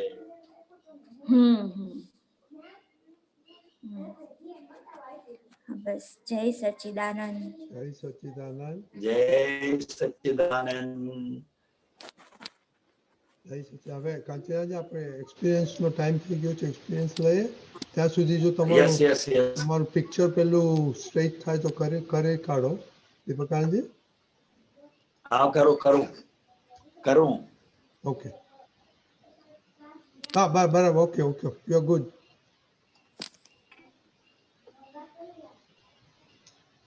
દીપકાનંદજી. જય સચ્ચિદાનંદ. આજે આપણી વચ્ચે દાદાનો અનુભવ કહેવા માટે બરોડાથી અલ્પાબેન જરાદી આવે છે. પધારજો અને જણાવો તમારો અનુભવ. જય સચ્ચિદાનંદ. જય સચ્ચિદાનંદ. શ્રી સિમંદર સ્વામીને નમસ્કાર. વાત્સલ્ય મૂર્તિ દાદા ભગવાનને નમસ્કાર. દાદા ભગવાનના શીલવંત આપ્તપુત્ર તથા સમકીદારી મહાત્માઓને મારા હૃદયપૂર્વકના જય સચ્ચિદાનંદ નમસ્કાર. હે દાદા ભગવાન, અલ્પાને સહજતાપૂર્વક જેમ છે તેમ અનુભવ કહેવાની શક્તિ આપજો. મારાથી કઈ ભૂલ થાય તો પહેલાથી જ હું મહાત્માઓ માફી માંગી લઉં છું. મારું નામ અલ્પા હિરેન જરાવી. હું વડોદરા રહું છું. મારો જન્મ વડોદરાનો છે, પણ મારું બાળપણ મણિનગર અમદાવાદમાં થયું હતું. અને ઘરમાં સ્વામિનારાયણ ધર્મનું પાલન હતું. દાદા દાદી ને જોઈન્ટ ફેમિલીમાં કાકા ફોઈ ને બધા અમે લોકો સાથે રહેતા હતા. અને ઘરની પાસે એક મંદિર હતું, અને મંદિરમાં જ મારું બાળપણ ગયું છે એવું કહીએ તો ખોટું નથી, કારણ કે એ અમારું રમવાનું સ્થળ હતું. અને દિવસમાં ઓછામાં ઓછું 2 વખત તો મંદિર જતા જ. અને આરતીના સમયે ખાસ અમે બાળકો ઘંટ વગાડવા માટે ફિક્સ કરી લેતા. અને મંદિર એ અમારું પ્રમુખ બચપનનું મારું સમય ગાળવાનું ને એ વખતનું મારું બચપનની યાદગીરી છે કે મંદિર મને ખૂબ જ ગમતું હતું. એ પછી 81માં અમે લોકો વડોદરા શિફ્ટ થયા. પપ્પા મમ્મી બંને જોબ કરતા હતા, ગવર્મેન્ટ જોબ હતી એ લોકોની, એટલા માટે અમે વડોદરા શિફ્ટ થયા. 81 થી 88 અમે લોકો રાવપુરામાં રહ્યા હતા, જ્યાં દાદા ભગવાન ત્યારે પ્રત્યક્ષ વિચરતા હતા અને ત્યાં નજીકમાં જ રહેતા હતા. મામાની પોળ અને ભાઈજી દરોગાની પોળની વચ્ચે જ હું રહેતી હતી, પણ છતાં મને એ વખતે દાદા ભગવાન પ્રત્યક્ષ દર્શન કે એમનું દર્શન નહીં થયું હતું. 88 માં દાદા ભગવાનનો દેહ વિલય થયો અને 88 માં જ અમે રાવપુરાથી પોલો ગ્રાઉન્ડ ની એક સોસાયટીમાં અમે લોકો શિફ્ટ થયા રહેવા માટે. અને 92 માં મારું ગ્રેજ્યુએશન માસ્ટર ડિગ્રીમાં એમકોમ કર્યું, એ પત્યું. અને પોલો ગ્રાઉન્ડમાં બધા સાધુ સંતોની કથા અને બધું બહુ આવતું હતું, એટલે બધા મને પહેલેથી જ રુચિ હતી આધ્યાત્મિક વાંચનની અને આ ભક્તિની ને એવી રીતે. અને પુસ્તકો પણ ખૂબ હું વાંચતી હતી, ગીતા, ભાગવત ને યોગ વશિષ્ઠ રામાયણ ને બધું બહુ વાંચેલું, કારણ કે મને આધ્યાત્મિક વાંચનમાં બહુ ઇન્ટરેસ્ટ પડતો. બધા સંતોની કથા આવતી પોલો ગ્રાઉન્ડમાં, તો એ પણ હું સાંભળવા ખૂબ જતી હતી. માં મોરારી બાપુની, આશારામ બાપુની, પાંડુરંગ આઠવલેજી, રમેશભાઈ ઓઝા, બધા બહુ લોકોની કથા સાંભળતી હતી. ગુરુ પણ બનાવ્યા અને માળા કરવી, પૂજા કરવી, એ બધું મારા જીવનમાં એક પાર્ટ હતો. સાથે સાથે જોબ પણ ચાલુ કરી. હું મર્ચન્ટ બેન્કિંગ ડિપાર્ટમેન્ટમાં એ વખતે ઇશ્યુ મેનેજમેન્ટમાં એક બે પ્રાઇવેટ ફર્મમાં મેં જોબ કરી. 97 માં મને HDFC બેંકમાં જોબ મળી. લગ્ન કરવાનો બહુ વિચાર નતો, કારણ કે મને વ્યવહાર ને સમાજ ને બધું બહુ ફાવતું નહીં. એટલે છતાં પણ 98 માં મારા મેરેજ થયા. અને 2001માં અમે લોકો ઓલબાદરા રોડ પર રાજલક્ષ્મી સોસાયટીમાં રહેવા માટે આવ્યા. 2005માં મારા 2 બાળકો હતા ત્યારે, અને 2005માં હું ટીવી પર સત્સંગ જોતી હતી. તો એક વખત 3:30 વાગે, 3:30 પોણા 4 વાગે ડીડી ગિરનાર પર નીરુબેન અમીનનો સત્સંગનો પ્રોગ્રામ ચાલતો હતો. સત્સંગ મને એટલો બધો એટ્રેક્ટિવ લાગ્યો, કારણ કે પહેલી વખત મેં જોયું કે ઓડિયન્સ જે બેઠી છે એ પ્રશ્ન પૂછે છે ને એનો જવાબ, અને કોઈ પણ કંઈ પણ પ્રશ્ન પૂછે છે, જે મને ખૂબ જ એટ્રેક્ટ કરી ગયું. અને મેં રેગ્યુલર સત્સંગ જોવાનું ચાલુ કર્યું. 2-3 દિવસ થયા. મને પણ થોડી તકલીફો હતી, કારણ કે એટલું બધું વ્યવહારમાં કે એટલી બધી સમજ નહીં. ભક્તિ એ જરૂર હતી, પણ સમજણ નથી, જ્ઞાન નતું કોઈ પ્રકારનું કે જીવન કેવી રીતે જીવાય, ગ્રહસ્થ જીવન ખાસ કરીને. તો પછી એક બહેને પ્રશ્ન પૂછ્યો એ વખતે, તો એ પ્રશ્ન બિલકુલ મને મળતો હતો. અને મને પણ બહુ બધા પ્રશ્નો હતા, એટલે મને પહેલી જ વખતમાં એવું થઈ ગયું કે મારે પણ આ જગ્યાએ જવું છે ને મારા જે કઈ પ્રશ્નો છે એનો મારે નિરાકરણ જોઈએ છે. તો એ બહેનનો જે પ્રશ્ન હતો, તો એ પ્રશ્નમાં નીરુમાએ એવું કીધું કે તમે દાદા ભગવાનનું જ્ઞાન લીધું છે? તો બેન કે ના. તો કે બેન તમે પહેલા જ્ઞાન લઈ લો. એટલે પછી મને એવું થયું કે આ દાદા ભગવાન કોણ છે અને મારે પણ આ જ્ઞાન લેવું છે. એટલે મારો દ્રઢ નિશ્ચય થઈ ગયો કે આ જ્ઞાન તો મારે લેવું છે ને, અહીંયા તો મારે જવું જ છે, કારણ કે મારે પ્રશ્ન પૂછવા છે જેના મને જવાબ ને મને એનું સમાધાન મળે. તો હિરેનને થોડું મારું આટલું બધું ધાર્મિક હોવું ગમતું નહીં, અને એમાં પણ હું પહેલા મારા ગુરુ બહાર રહેતા અમદાવાદ, એટલે હું ત્યાં જતી, એમને બિલકુલ પસંદ નહીં. એટલે મને એવું થયું કે હવે આ અમદાવાદ જવાનું કેવી રીતે જવું એ મને થોડું દુવિધા હતી. એટલે મેં પછી, મને ખબર હતી કે મને પરમિશન નહીં મળે, અને એમાં નાનો બાબો તો બહુ નાનો તો 1-1.25 વર્ષનો જ હતો. એટલે પછી મેં ફોન કર્યો કે મારે જ્ઞાન લેવું છે, પણ મને પરમિશન નહીં મળે. તો મને ત્યાંથી જવાબ આપવામાં આવ્યો કે તમે છે ને દાદા ભગવાનને પ્રાર્થના કરો, દાદા ભગવાનના અસીમ જય જયકાર હો, એનું તમે 10 મિનિટ કીર્તન ભક્તિ કરો, અને તમારા પતિની તમે પ્રતિક્રમણ કરો. અને એમણે મને શીખવાડ્યું. તો હું રાત્રે બધા સુઈ જાય પછી ઉઠું, અને પછી બોલાય નહીં એટલે હું લખું દાદા ભગવાનના અસીમ જય જયકાર હો. હું પ્રાર્થના કરું કે દાદા, મારે એ વખતે ડેટ ડિક્લેર થઈ હતી 5 સપ્ટેમ્બર, અને અઠવાડિયાની વાર હતી, અને મને એટલું બધું થઈ ગયું હતું કે મારે આ જ્ઞાન હમણાં જ લેવું છે, આ જ તારીખે લેવું છે. અને પછી મેં ખૂબ પ્રાર્થના કરી. દાદા ભગવાનના મેં જોયા પણ નતા, મને ખબર પણ કશું નથી, પણ મને ખબર નહીં કઈ રીતે એટલી બધી શ્રદ્ધા બેસી ગઈ. દાદા ભગવાનના અસીમ જય જયકાર અને પ્રતિક્રમણ પણ હું લખીને કરતી હતી, જેમને બતાવ્યું. હવે એ કેટલા દિલથી થયું, શું થયું મને ખબર નથી, પણ મેં જેવું હિરેનને કીધું કે મારે જવું છે અને મને અહીંયાથી લઈ જશે કોઈ મહાત્મા ને એવું બધું, તો હિરેને મને હા પાડી દીધી. મને કે જો હું એક જ વાર તને જવા દઈશ, બીજી વાર તું પછી તારી આદત પ્રમાણે ત્યાં આવવા જવાનું, ના તો બધા સાધુ સંતો તો બધું ધંધો લઈને બેઠા હોય, એ રીતે હું તને પરમિશન નહીં આપું. એટલે મેં કીધું હું છેલ્લી ને પહેલી વાર જઈશ, પણ મને જવા દો. પછી નક્કી થઈ ગયું જે દિવસે જવાનું હતું, તો હું મારા નાના બાબાને સાથે લઈને જવાની હતી. તો અમે સવારે 11 વાગે નીકળવાનું હતું, એટલે મને હિરેન મૂકવાના હતા. તો 10 વાગે મને હિરેન કહે છે કે હું તારી સાથે આવીશ, કારણ કે ત્યાં તો 3 કલાક ત્યાં બેસવાનું કહે છે બાબાને મૂકીને, અને પેલો રડ્યા કરે અને મને નહીં ચાલે. એટલે કે હું હવે અજાણ્યા જગ્યાએ તને નહીં જવા દઉં, એટલે હું જોડે આવીશ. તો પેલા મહાત્માને પૂછ્યું તો કે ના ના બિલકુલ તમે લઈ લો, તમારા હસબન્ડને આપણે જગ્યા કરી દઈશું ગાડીમાં. હિરેનને લઈ લીધા. અમે 3 જણા આખા રસ્તામાં પેલા મહાત્માએ દાદા ભગવાનનો પરિચય આપ્યો, એમનો પોતાનો અનુભવ કીધો, અને હિરેનને કીધું કે તમે જુઓ, તમે અહીંયા સુધી આવો છો, તમે જ્ઞાનમાં બેસી જજો, તમારા બાબાને કોઈ તકલીફ નહીં પડે. અને બન્યું પણ એવું જ. હિરેનને પણ કોન્ફિડન્સ આવી ગયો, એમણે પણ જ્ઞાન વિધિમાં બેસવાનું નક્કી કરી દીધું. અને હું અંદર એન્ટર થઈ હોલમાં, અને મેં દાદા ભગવાનનો ફોટો જોયો. એમાં દાદા ભગવાનની મેં આંખો જોઈ, અને એ આંખો મેં જે જોઈ એનું હું અત્યારે વર્ણન નથી કરી શકતી. હું આંખો જોઈને દાદા ભગવાનને એટલું બધું મને દિલથી સમર્પણ થઈ ગયું, અને એ આંખો, એ દાદાનો ચહેરો મારા હૃદયમાં સ્થાન પામી ગયો.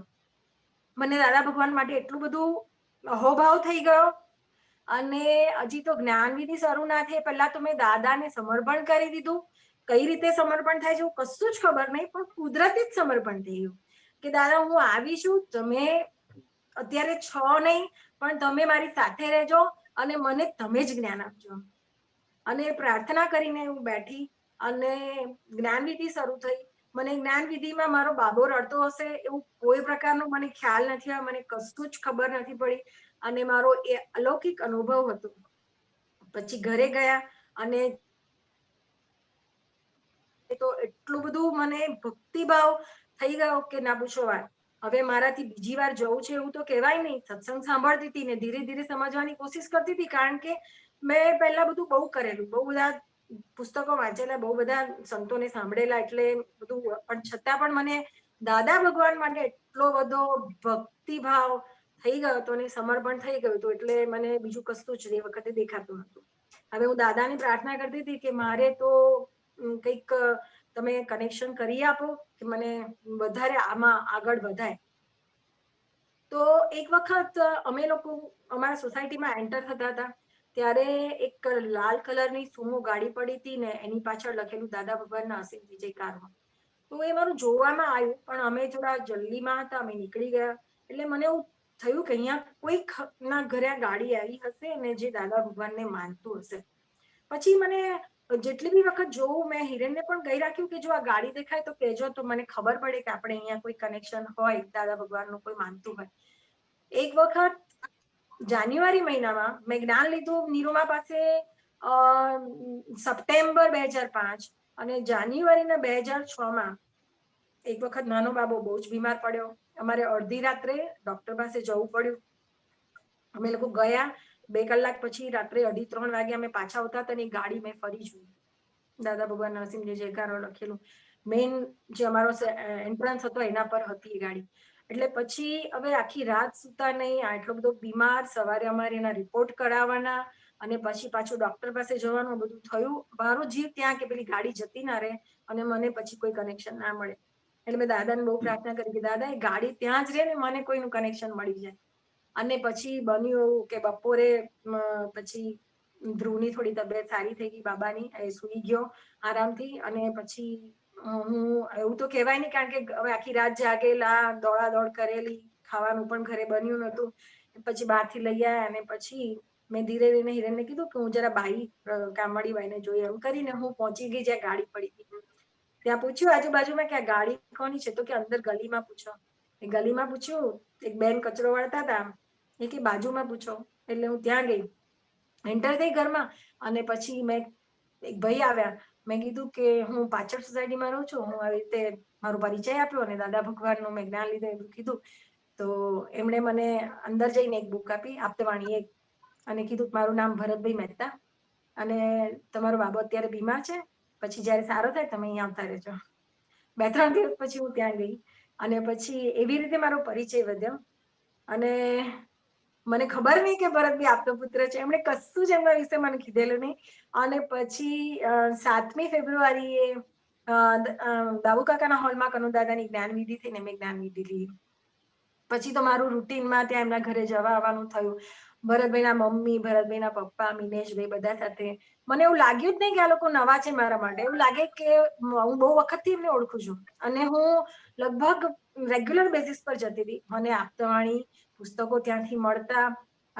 ખાસ કરીને ભરતભાઈના પપ્પા અને ભરતભાઈના મમ્મી મને દાદા ભગવાનની જે બધી વાતો કરતા હતા અને હું બહુ પૂછું કે મને દાદા નથી મળ્યા, તમે મને કહો દાદા ભગવાન વિશે, તમે કેવી રીતે મળ્યા, તમારા ઘરે દાદા રહેતા હતા. અને મને એટલી બધી વાતો દાદા ભગવાન, એટલે મને જેટલું હું સાંભળતી જાઉં એટલું મને દાદા ભગવાન માટે એટલું બધું અહો થાય અને મને એટલી બધી કૃપા પણ ઉતરતી ગઈ. જેમ જેમ એ લોકો બધું મને દાદાની, હું જાઉં ત્યાં એટલે દાદાની જ વાતો થાય. પછી તો બધી જ આપતાવાણી, એના સિવાય મને સુબોધી નામની એક બુક છે, કવિરાજના પદોની બુક હતી ને, એની સીડી મળી. એ હું સાંભળું તો મને એટલો આનંદ થાય અને મારી દરરોજ જ મારે સાંભળવાની. અને બુકની સાથે એટલે મને એના વર્ડિંગ્સ પણ, એટલે મને કવિરાજનો અવાજ એટલો બધો અને બધું સમજ પણ પડતી ગઈ. આપતાવાણી વાંચતી ગઈ. દાદા દર્શન સીડી પણ મળી. ગોધુભાઈ મહાત્મા છે, બાજુમાં જ રહે છે. અને સાથે સાથે કેલનપુર જ્યારે પણ પ્રોગ્રામ હોય, જ્યારે પણ મિનેશભાઈ, ભરતભાઈ જતા હોય એટલે મને એમણે કીધું તમારે આવવું છે. અને પછી મેં કીધું મારે તો આવવું જ છે, મને લઈ જ જજો. એટલે પછી મને એમની સાથે કેલનપુર, દાદા ભગવાનની સમાધિના દર્શન, સત્સંગનો લાવો અને મેં દાદા દર્શન સીડી જોવાની ચાલુ કરી. દાદા દર્શન સીડી જે અમેરિકાની ને બધી જે સીડી જે છે, તો મને એટલો બધો રસ પડે. હું જેટલું પણ ટાઈમ મળે ને એટલે મારો આજ દાદા વાણી, આપતાવાણીનું વાંચન, દાદા દર્શન સીડી જોવાનું, કવિરાજના પદ સાંભળવાના, મને જે કામ કરતા કરતા પણ ચાલતું હોય. પછી જયારે હું આપતાવાણી વાંચું ને ત્યારે મને એવું લાગે કે દાદા જ બોલે છે, કારણ કે હું દાદા દર્શન જોઉં ને મને દાદા પ્રત્યક્ષ દેખાતા. મને ધીરે ધીરે પછી હું ભરતભાઈને કઈ સમજ ના પડે તો પૂછું અને મને જવાબ મને ક્લેરિફાય કરી આપે. એવી રીતે બધું ચાલુ થયું ધીરે ધીરે. પછી મને જેમ જેમ હું વાંચતી ગઈ, મને વાંચવાનું આમ પણ મારી ઇન્ટરેસ્ટની વસ્તુ હતી એટલે આધ્યાત્મિક વાંચતી ગઈ. તો એક વખત અક્રમ વિજ્ઞાન, મને અક્રમ વિજ્ઞાન દાદા ભગવાન વખતના બધા જ ભરતભાઈ આપેલા અને એ પણ હું વાંચતી હતી. તો જે રૂટીનમાં અક્રમ વિજ્ઞાન જે કરંટ હતું એ આવેલું અને મને એમાં કઈ પૂછવું હતું એટલે મેં ભરતભાઈને પૂછ્યું કે આ વખતનું અક્રમ વિજ્ઞાન તમે વાંચ્યું માર્યા? તો કે હું તો બધું વાંચતો જ નથી. તો મને ઝટકો લાગ્યો કે તમે કેમ વાંચતા નથી આ બધું? તો પછી એમણે મને કીધું કે દાદા ભગવાને એવું કીધું ફાઇલ નંબર 1 ને જ વાંચવાની. એટલે મેં એને પૂછ્યું કે મને સમજાવો, એટલે એમણે થોડું મને કીધું. પછી તો સત્સંગમાં પણ મને એવું સમજવા મળ્યું કે ફાઇલ નંબર 1 ને વાંચવી એટલે શું. એટલે પછી ધીરે ધીરે મેં મારી પ્રકૃતિને જોવા માંડી કે પ્રકૃતિમાં શું પડ્યું છે, કારણ કે પુલિનાનંદજી પુરુષાર્થની શિબિરો કરાવતા હતા અને એમાં એમણે આવા બધા પ્રયોગો કરાવેલા અને એ બધા પ્રયોગો પણ સાથે સાથે કરવાની, પુરુષાર્થમાં મૂકવાની કોશિશ કરતી હતી હું. અને પછી ગાંઠો એટલે શું, આ પ્રકૃતિને કેવી રીતે જોવી, એવું બધું ધીરે ધીરે દેખાવા મળ્યું. તો સૌથી વધારે દેખાયું કે બુદ્ધિ જ બહુ હેરાન કરે છે અલ્પાને, કારણ કે ભોગવટો બુદ્ધિ જ આપતી હતી અને ઇમોશનલ પણ બુદ્ધિ કરે. ઇમોશનલ અને અલ્પાની પ્રકૃતિમાં રીસાવાનું, પછી ગુસ્સો આવે એટલે આમ કઈ પણ હાથમાં વસ્તુ હોય તો ફેંકી દે, ઘરમાં એવું નુકસાન બી કરેલું, આ બધું દેખાયું કે આ તો બધું આવું પડ્યું છે આપણી ફાઇલ નંબર 1 માં. પણ પછી જેમ જેમ સત્સંગ સમજતી ગઈ એમ એમ એ બધી વસ્તુઓ ધીરે ધીરે ઓછી થતી ગઈ અને બંધ તો ના થાય પણ પાછા વળવાનું ચાલુ થયું. કઈ રીતે કે પ્રતિક્રમણ શીખેલા એટલે પ્રતિક્રમણ થાય કે આ ભૂલ થઈ ગઈ. એ વખતે તો જ્ઞાન જાગૃતિ બિલકુલ રહે નહીં, બધું થઈ જ જતું. પણ પછી શું કે ખબર પડે કે આ ખોટું થયું છે, આ ખોટું, આવું ના કરવું જોઈએ. અને પછી દાદા ભગવાનની માફી માંગુ છું ને એ બધું ચાલવા લાગ્યું. એટલે પછી ધીરે ધીરે બધું ઓછું પણ થવા માંડ્યું. પછી દાદા ભગવાનની સીડી ને બધું જોતા જાત્રા ને બધું પણ જોયું એટલે મને એવું થયું કે મને પણ જાત્રા કરવા મળે એવા ભાવ થવા લાગ્યા. એક વખત પરેશાનંદજી ઘરે આવ્યા હતા, તો પરેશાનંદજી મને કે તીવરીની શિબિર છે, તમે જવાના કે નહીં? મેં કીધું કે ના, હજી સુધી હું ગઈ નથી, પણ મારે જવું છે. મને કે જવું છે, બોલો. તો મેં કીધું હવે 2 દિવસ બાકી છે. મને કેવી રીતે? તો કે તમે હા કે ના કહો. એટલે મેં હિરેનને પૂછ્યું તો કે જા. તો મને કે 2 ટિકિટ છે, એક મહાત્માજી સુરતના અને એમની કેન્સલ થાય છે, તો તમે 2 જણ જઈ શકશો. તો હું ને મારો નાનો બાબો બંને જણ ગયા. હવે બોલો કેવી આ શિબિરમાં જવું એ બી એટલો મોટો અલૌકિક લાહો કે ના પૂછો વાત. અને 5-6 દિવસની ત્યાં શિબિર, મહાત્માઓ સાથે જવાનું, રહેવાનું અને એનું આખો દિવસ સત્સંગનો લાભ, બધા મહાત્માઓના, એટલે એ બધું અલૌકિક. એટલે મને એ દાદા ભગવાનની એટલી બધી કૃપા કે આમ સડન થઈ ગયું. એવી જ રીતે જાત્રાનો પણ સંજોગ થયો. ભરતાનંદજી એક વખત મને 4 વર્ષ પહેલા કહે છે કે તમે પાલિતાણા ગયા? મેં કીધું ના. તો કે જાત્રા જાય છે પાલિતાણા, ખબર છે? મેં કીધું ના, મને નથી ખબર. તો કે આવું છે? મેં કીધું હા. મેં કીધું ક્યારે જવાનું? કે પરમ દિવસે. તો પછી મેં કીધું કે હું હિરેનને પૂછી લઉં. હિરેન મને ક્યારેય પણ સત્સંગમાં જવાનું ના ક્યારેય પાડી નથી. એ મારા સૌથી મોટા ઉપકારી છે કે મને ક્યારે પણ ક્યાંય પણ કામરેજ જવું હોય, ક્યાં કેલનપુર જવું હોય, કે ગમે તે સત્સંગમાં જવું હોય, એમને ઓફિસ જવાનું હોય કે એમને કામ હોય, એટલે એ ના આવે. રજાના દિવસ હોય તો આવે, બાકી મને ક્યારે પણ ના પાડે કે જમવાનું શું થશે કે આ કઈ જ નહીં. હું મારી રીતે બધું અરેન્જ કરીને ભરતભાઈ, મિનેશભાઈ કે ગોધુભાઈ સાથે સત્સંગમાં અવશ્ય જતી. કેલનપુરના એક પણ સત્સંગ હું છોડું નહીં. કીર્તન ભક્તિ પણ 24 કલાકની 2 કરેલું. પછી પાલિતાણાનું નક્કી થયું, હિરેને હા પાડી. જવાનું નક્કી થયું, પણ જે દિવસે જવાનું હતું એના આગલા દિવસે હિરેનના કઝિન ગુજરી ગયા, એટલે મારે ત્યાં જવાનું થયું. પછી સાંજે હજી તો હિરેન આયા નતા, એટલે મને કન્ફ્યુઝન થયું કે હવે જવાય કે કેમ. એટલે પછી મેં ભરતભાઈને ફોન કર્યો, તો મને કે હિરેનભાઈ હા પાડે તો કે હવે લૌકિકમાં બહુ પડવાનું નહીં ને આ બધું હોય નહીં, આપણામાં તો જવાય. મેં હિરેનને પૂછ્યું તું તારે જા. એટલે પાલિતાણાની જાત્રા અનાયાસે જ, કશું પણ એવી રીતે નક્કી નહીં ને પાલિતાણાની જાત્રા થઈ. કવિરાજ, બધા આપતો પુત્રો, અને સવારથી રાત સુધી જે પ્રોગ્રામ અને એનું જે અનુભવ છે, જે બધા મહાત્માઓના સાથે રહેવાનું ને જે અલૌકિક દિવ્ય વાતાવરણ થાય, એનું તો વર્ણન જ શક્ય નથી. પણ એટલો બધો આનંદ કે તમને આવો આનંદ તો દુનિયામાં ક્યાંય ના મળે, એવો મારો અનુભવ. ભરતભાઈના ઘરે હું જતી આવતી, એટલે બાનો બહુ પરિચય થયો મને. અને છેલ્લા 15 વર્ષમાં સૌથી કોઈ નજીક મારા ફેમિલી સિવાય કોઈ હોય તો બાના સાથે હું 2-3 કલાક બેસું. બાથી મને વ્યવહાર અને નિશ્ચય બંનેની ખૂબ પ્રેરણા મળી. વ્યવહારમાં પણ બાનું કામ, ઘરનું બધું ચોકસાઈ વાળું, એ હું ધીરે ધીરે એમને જોઈને શીખી ગઈ. એ પણ એટલો જરૂરી છે દાદા ભગવાન કે વ્યવહાર. અને નિશ્ચયમાં બા મને એવું કે સવારે ઉઠું ને ઉઠતાની સાથે જ આખી ચરણ વિધિ કરવાની. હું જયારે જઉં ત્યારે કાં તો બા પેલું અસીમ જયકાર કરતા હોય, કે દાદાની વાણી વાંચતા હોય, કે સિમંદર સ્વામીને નમસ્કાર કરતા હોય. આ બધું જોઈને હું પણ એટલું બધું શીખવા માંડી અને એ બધું મારામાં આવતું ગયું. પછી એક વખત મારે અપમાનનો જબરજસ્ત સંજોગ બનેલો, અને તે વખતે મિનેશભાઈ નહીં હતા, અને મારા જ ઘરમાં પિયરમાં એક પાર્ટીમાં મારું જબરજસ્ત અપમાન થયેલું, અને એનો જબરજસ્ત મને ભોગવટો આવેલો. ત્યારે તો મિનેશભાઈ હતા નહીં, એટલે આવું કંઈ પણ થાય તો હું એમની પાસે જઈને વાત કરું. મેં જ્ઞાન ગોઠવવાની ખૂબ કોશિશ કરી, પણ હું જ્ઞાન ગોઠવી ના શકી. એટલે દાદાને મને એટલો બધો ભોગવટો આવ્યો 2-3 દિવસ પછી, તો મેં દાદાને ફોટા પાસે જઈને દાદાને કીધું, જો તમે અહીંયા હોત ને તો હું તમારા પર 2 લાખ રૂપિયાનો દાવો માંડત. એટલે એટલી અણસમજણ હતી ત્યારે મારી, અને છતાં પણ આવી રીતે જ્ઞાન પણ ઉઠાવવાનું ચાલુ, અને એક બાજુ ભોગવટો પણ ચાલુ. પછી મિનેશભાઈ જેવા આવ્યા, એ બી 8-8 વાગે એ લોકો આવ્યા, ત્યારે કદાચ આઉટ ઓફ ઇન્ડિયા હતા, અને પછી આવ્યા, અને મેં જઈને તરત જ આ બધી વાત કરી. એમણે મને કીધું આ તો લોટરી લાગી. એટલે એમણે જે મને પોઝિટિવ કર્યું. હું આર્ગ્યુમેન્ટ કરું તો મને કે જો પ્રજ્ઞા તમને બતાવે આપણું જ્ઞાન શું કે છે, પ્રજ્ઞા એક કે તમારી બુદ્ધિ સામે 10 તમને પેલા એ ઉભા કરે, એટલે તમને ભોગવટો આવ્યો. અને એમણે જે મને સમજણ પાડી, મારો 70% ભોગવટો ત્યાં જ સમી ગયો. અને ભોગવટો તો સમી ગયો, સામેવાળી વ્યક્તિ પછી પ્રતિક્રમણ યથાર્થ રીતે થવા, પ્રતિક્રમણ કરીએ મિકેનિકલ કરીએ એટલે એક બાજુ ભોગવટો પણ ચાલુ, એક બાજુ પ્રતિક્રમણ પણ કરીએ અને દોષિત પણ જોઈએ, બધું મેળ ના પડે. એટલે પછી જે દ્રષ્ટિ મિનેશભાઈએ આપી અને જે સમજણ આપી એનાથી યથાર્થ પ્રતિક્રમણ થવા લાગ્યા અને એ વ્યક્તિ નિર્દોષ દેખાવા લાગી. પાછું ક્યારેક ક્યારેક પાછું દોષિત દેખાઈ જાય યાદ આવે એટલે, પણ છતાં પણ પ્રતિક્રમણ કરીને એ વ્યક્તિ મને એટલી બધી હવે નિર્દોષ દેખાવા લાગી ને પછી કોઈ પ્રકારનો તાંતો પણ ના રહ્યો અને એની સાથે મારો વ્યવહાર પણ બહુ નોર્મલ અને એનો પણ વ્યવહાર મારી સાથે નોર્મલ થઈ. એ મારો જબરજસ્ત મોટો અનુભવ હતો.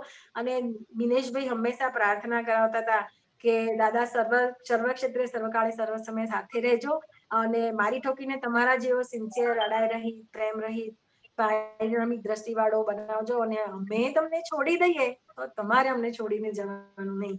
એટલે આ પ્રાર્થના કરાવતા પણ એ પ્રાર્થના હું રોજ જ કરતી દાદાને.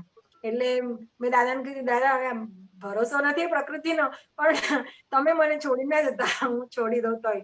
પણ એવું બન્યું નહીં. પણ આવું કોઈ વખત આપણે કંઈક થાય એટલે આવું દાદાને મેં એવું કહી દીધું. એનું તો મેં પછી પ્રતિક્રમણ કરીને ક્ષમા પણ દાદા તો કરુણાવાળા છે જાણે એટલે વધારે દાદામાં આપણને ચોંટાડી દે ને એવી રીતના મને એ જબરજસ્ત અનુભવ થયેલો.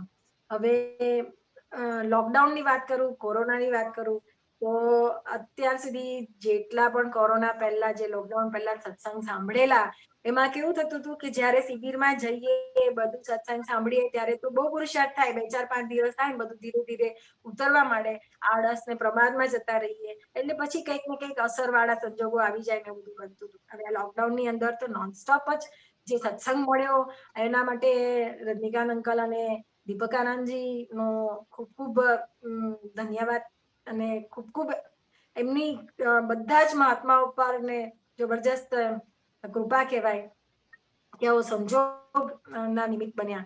અને સત્સંગ નિરંતર મળતો રહ્યો ને સત્સંગનું એટલી બધી રુચિ વધી ગઈ કે કંટાળો આવો કે લોકડાઉનમાં ઘરે શું કરવું એવું કશું જ ક્યારેય ઊભું ના થયું. અને ઉપરથી જે જ્ઞાન પહેલા બધું ઇન્ફોર્મેશન જે ગેધર કરી હતી અક્રમ વિજ્ઞાનની એ રિયલમાં એપ્લિકેશનમાં લેવાની શરૂ કરી. કારણ કે બહારનો વ્યવહાર બંધ, આખો દિવસ ઘરમાં 3 જ જણા અને નિરંતર આવો સત્સંગ મળે અને કુદરતી જ દાદાની જ કૃપાથી પુરુષાર્થ સમજ સાથે ચાલુ થયું આ કોરોનામાં. પછી જયારે ભરતાનંદજી મીનાસાનજી લંડન હતા ને ત્યાંથી આવ્યા તો અમારા જ ઘરે સત્સંગ થતો કરવાનું નક્કી કર્યું. પહેલો જ દિવસ હતો સત્સંગ મિનેશાનંદજી નો હતો અને હજી સત્સંગ શરૂ થયો ત્યારે લાઈટો જતી રહી. મે મહિનાનો સમય અને મારું ટોપ ફ્લોર અને અંધારું ગોળ. પણ મિનેશાનંદજી એટલી સહજતાથી સત્સંગ કર્યો એટલે આપણને લાગે કે એમનામાં કોઈ ફરક જ નહીં. ગરમી એટલી લાગે, અંધારું બધે બ્લેકઆઉટ થઈ ગયેલું અને બેટરીથી અમે લોકો મોબાઈલની બેટરીથી એમના ફેસ પર લાઈટ મારતા હતા અને આખો સત્સંગ કર્યો. એમની જે સહજતા અને નિરાકુરતા છે તો આપણને એમ થાય કે આપણે તો અમે એમને એમ જ થાય કે આ કેવું થઈ ગયું, અંદર ઊંચું ઊંચું થઈ જાય.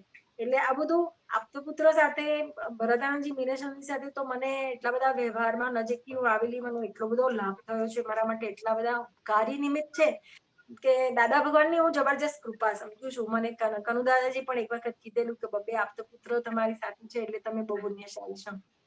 અને મેં એનો અનુભવ કર્યો છે કે મારા બહુ પુરુષાર્થ કર્યા વગર જ મને ઘણી બધી જ્ઞાન સમજમાં આવે, વર્તનમાં આવવા માંડે અને જ્યારે જરૂર પડે ત્યારે મને માર્ગદર્શન પણ એટલું જ મળી રહેતું હતું. જ્યાં હું કાચી પડું જ્યાં એક્ઝેક્ટ મને સમજ ફિટ કરાવીને એમાંથી બહાર પણ હું આવી જતી હતી, એવો મારો અનુભવ છે. પછી બીજું જે બધા આપતપુત્રો એટલા બધા સરસ રીતે બધો સત્સંગ મને સમજ દાદા ભગવાનની અક્રમ વિજ્ઞાનની જે ફિટ કરાઈ છે તો ભરતાનંદજી કાયમ કે આપણી ગાદી પરથી છૂટવું નહીં, આપણે ગાદી પરથી ઉતરી નહીં જવું.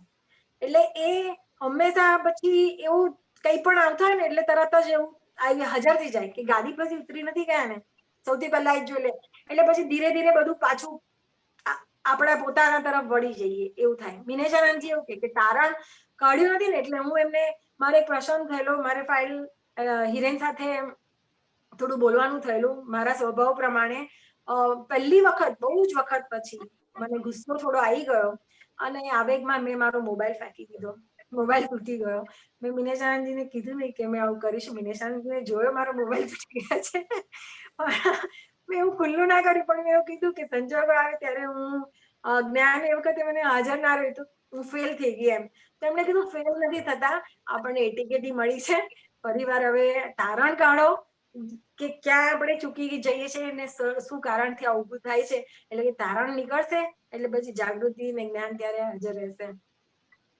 એટલે અને પછી એમણે પણ એક વાર મિનેશભાઈ કીધેલું મોબાઈલ જોઈને વાત નીકળી એવી તો કે આપણે ત્યાં તો છે ને બધાના ગુસ્સા જેવા કે મારે તો તૂટી જાય.